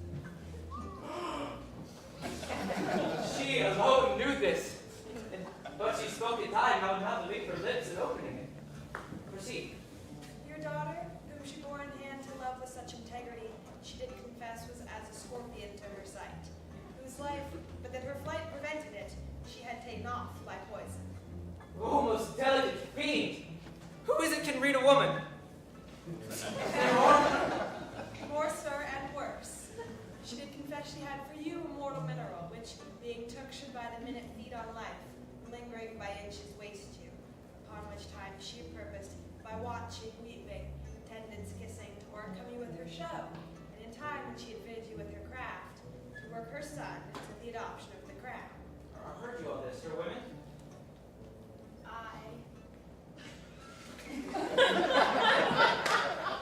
Mine eyes were not at fault, for she was beautiful. My ears that heard her flattery, nor mine heart that thought her like her seeming. It had been vicious to have mistrusted her, yet, oh, my daughter, that it was folly in me, thou mayest say, and prove it in thy feeling. Heaven mend all. Thou comes not, kind, now for tribute, that the Britons have raised out, though with the loss of many a bold one, whose kinsmen have made suit that their good souls may be appeased by the slaughter of you, their captives, which ourselves have granted, so think of your estate. Consider, sir, the chance of war. The day was yours by accident. Had it have gone with us, we should not, when the blood was cool, have threatened our prisoners with swords. But since the gods will have it such, let it come. This one thing I will entreat, my boy, a great boy. Let him be ransomed. Never master paid so kind, so duteous, diligent. so tender over his occasions, so feeble, so nursing. Let his virtue join with my request, which I will make bold, your highness. Cannot deny he hath done no Briton harm. Though he have served a Roman, save him, sir, and spare no blood beside. I surely seen him. His favor is familiar to me. Boy, thou'st look thyself into my grace, and art mine own. I know not why, wherefore, to say live, boy. Never thank thy master, live, and ask Cymbeline what boon thou wilt. Fitting my bounty in thy state I'll give it, though thou do demand a prisoner of the noblest name. Humbly thank your highness. I do not bid thee beg my life, although I know thou wouldn't. No, lack knows how to work at hand. I see a thing bitter to me as death. Your life, good master, must suffer for itself. What wouldst thou, boy? I love thee more and more, then more and more what's best to ask. Knowest him thou lookst on? Speak. Wilt have him live? Is he thy kin, thy friend? He is a Roman, no more kin to me than I, your highness, who, being born a vassal, am something nearer. Wherefore I ask him so? I'll tell you, sir, in private, if you please to give me hearing. Aye, with all my heart, and lend my best attention. What's thy name? Fidelis, sir. Thou art my good youth, my page. I'll be thy master. Walk with me, and speak freely. Is this boy not revived from death? One sad another not more resembles him. Sweet, rosy lad who died and was Fidelis. What think you? The same dead thing alive. Peace, peace. See further. He eyes us not, forbear. Some creatures may be alike. Were it he, I am sure he would have spoken to us. But we see him dead. Be silent. Let's see him first. It is my mistress, since she is living with the time run on to good or bad. Make thy demand aloud. Sir, step before. Give answer to this boy, and do so freely. By our greatness, bitter torture shall we know the truth from falsehood. On, speak to him. My boon is that this gentleman may render of whom he had this ring. What's that to him? That diamond upon your finger, say, how came it yours? Thou torture me to leave unspoken, which to be spoke would torture thee. How me? I am glad to be constrained to utter that which torments me to conceal. By villainy I got this jewel. 'Twas Leonatus' ring, whom thou didst banish, which more may grieve thee. As it doth me, a nobler sir ne'er lived twixt sky and ground. Wilt thou hear more, my lord? All that belongs to this. That paragon, thy daughter, for whom my heart drops blood and my false spirits quail to remember. Give me leave. I faint. My daughter? What of her? Renew thy strength. I'd rather thou shouldst live while nature will then die ere I hear more. Strive, man, and speak. Upon a time, unhappy was the clock that struck the hour. It was in Rome. Cursed the mansion where 'twas at a feast. So would our viands have been poisoned, or at least the ones which I heaved the head. Good Posthumus, what should I say? He was too good to be where ill men were. He was the best amongst the rarest of good ones, sitting sadly, hearing us praise our loves of Italy. I stand on fire. Come to the matter. All too soon I shall, unless thou wouldst grieve quickly. This Posthumus, most like a noble lord in love, and when that had a royal lover took his hint, and not dispraising whom we praise therein, he was calm as virtue.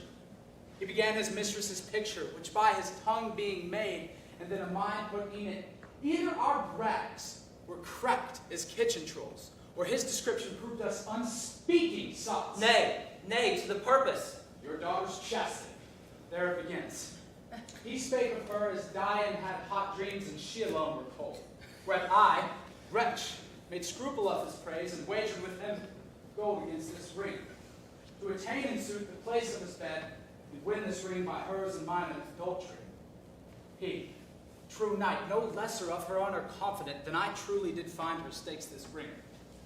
Away to Britain, quoth I in this design. Well may you, sir, remember me at court where I was taught of your chaste daughter.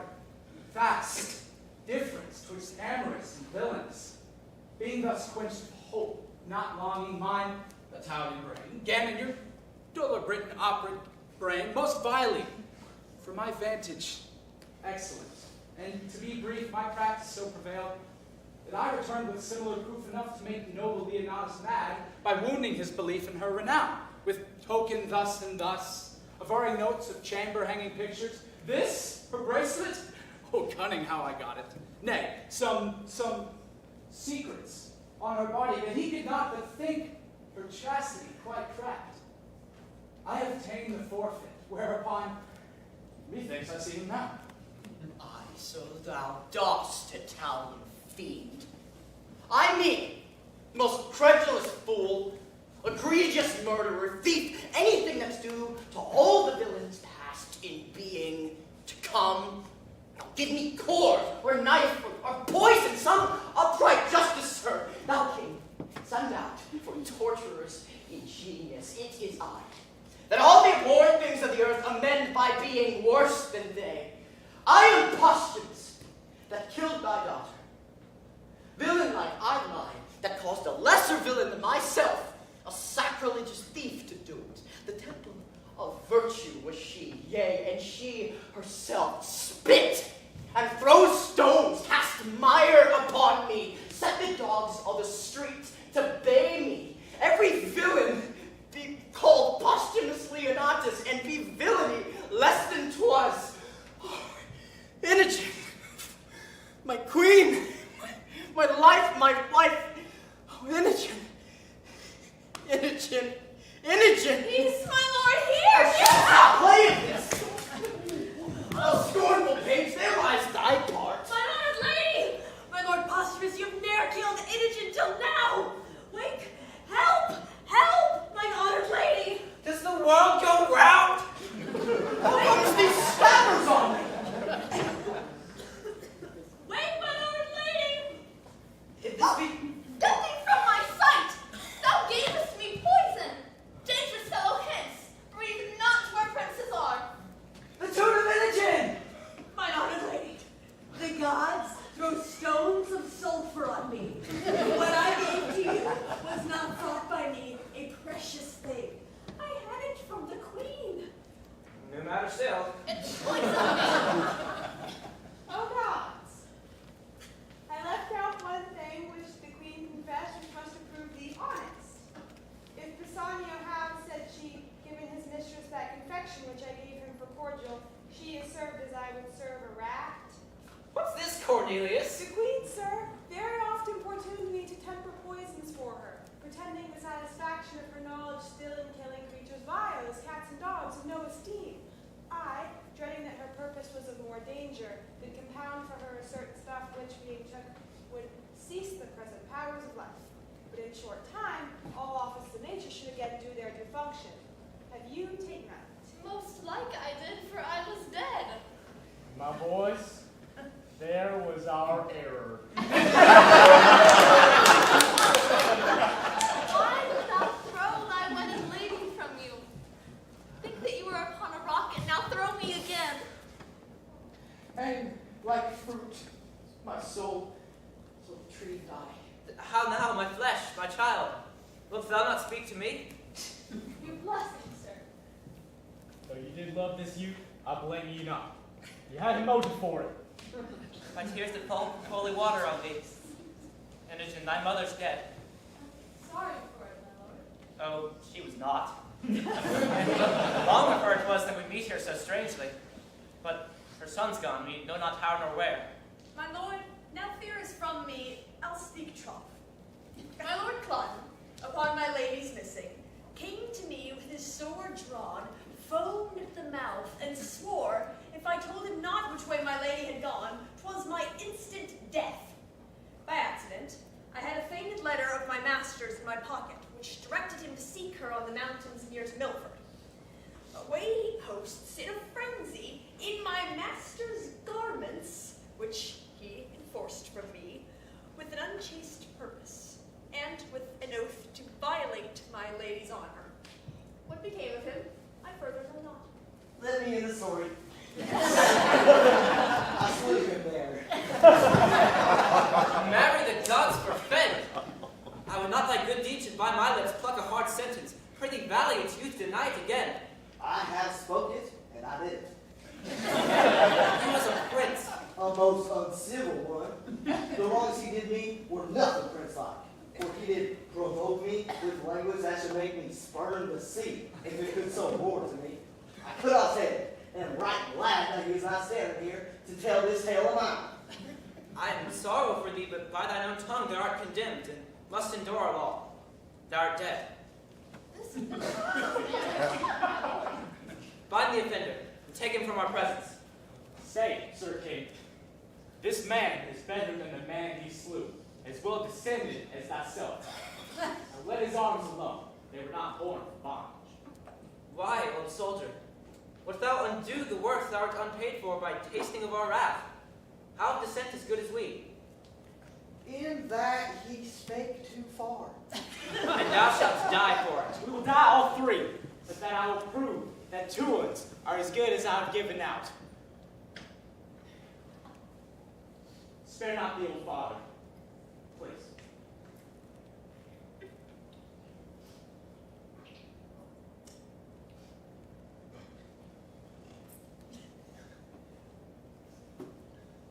Spare them not. Sir, he is it that hath assumed this age. I am sure Valerius, that man who hath kidnapped your sons. My noble strain. These boys, gracious sir, here are your sons again. And the covering heavens may fall on their heads like dew, for they are worthy to inlay the heaven with stars. Guiderius had upon his neck a mole. A sanguine star was a mark of wonder. This is he, who hath upon him still that mark of wonder. 'Twas wise in nature's end of the donation to be his evidence now. Oh, what am I? Mother to the birth of three? Ne'er did mother rejoice deliverance more. Oh, Imogen, thou hast lost by this a kingdom. No, my lord. I have got 2 worlds by it. Oh, my gentle brothers, have we thus met? Oh, ne'er say so hereafter, but I am the true speaker. You called me brother when I was but your sister, and I you brothers when you were so indeed. Did you ever meet? Ah, my good lord, and at first meeting loved. Considering so too with all that. By the queen's dram she swallowed. Oh, rare instinct, when shall I hear all through? Where, how lived you? When came you to serve our Roman Catholic? How parted you with your brothers, how first met? Why fled you from the courts, and whither? See, Posthumus anchors upon Imogen, and she, like harmless lightning, throws eye on him, her brothers, me, her master, hitting each object with a joy. The counterchange is severally in all. Let's quit this ground. Thou art my brother, so we'll hold thee ever. Thou art my father too, and did relieve me to see this gracious season. All are joy. Save these in bonds. They'll be joyous too, for they can taste our comfort. My good master, I will yet do you service. The poor soldier that so nobly fought, he would well come to this place and grace himself the bankings of a king. I am, sir, a soldier that did company Easter. That I was he. Speak, Jacob. Had you done, might have made you finish. I am down again, but now 'tis my heavy conscience that sinks my knee as then did your force.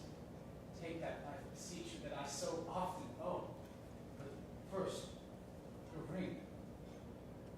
And here, bracelet to the truest princess that ever swore her faith. Kneel not to me. The power I have on you is to spare you, malice towards you, to forgive you, live, and to deal with others better. Nobly doomed. We'll all learn our freeness of a son-in-law. Pardon is the word to all.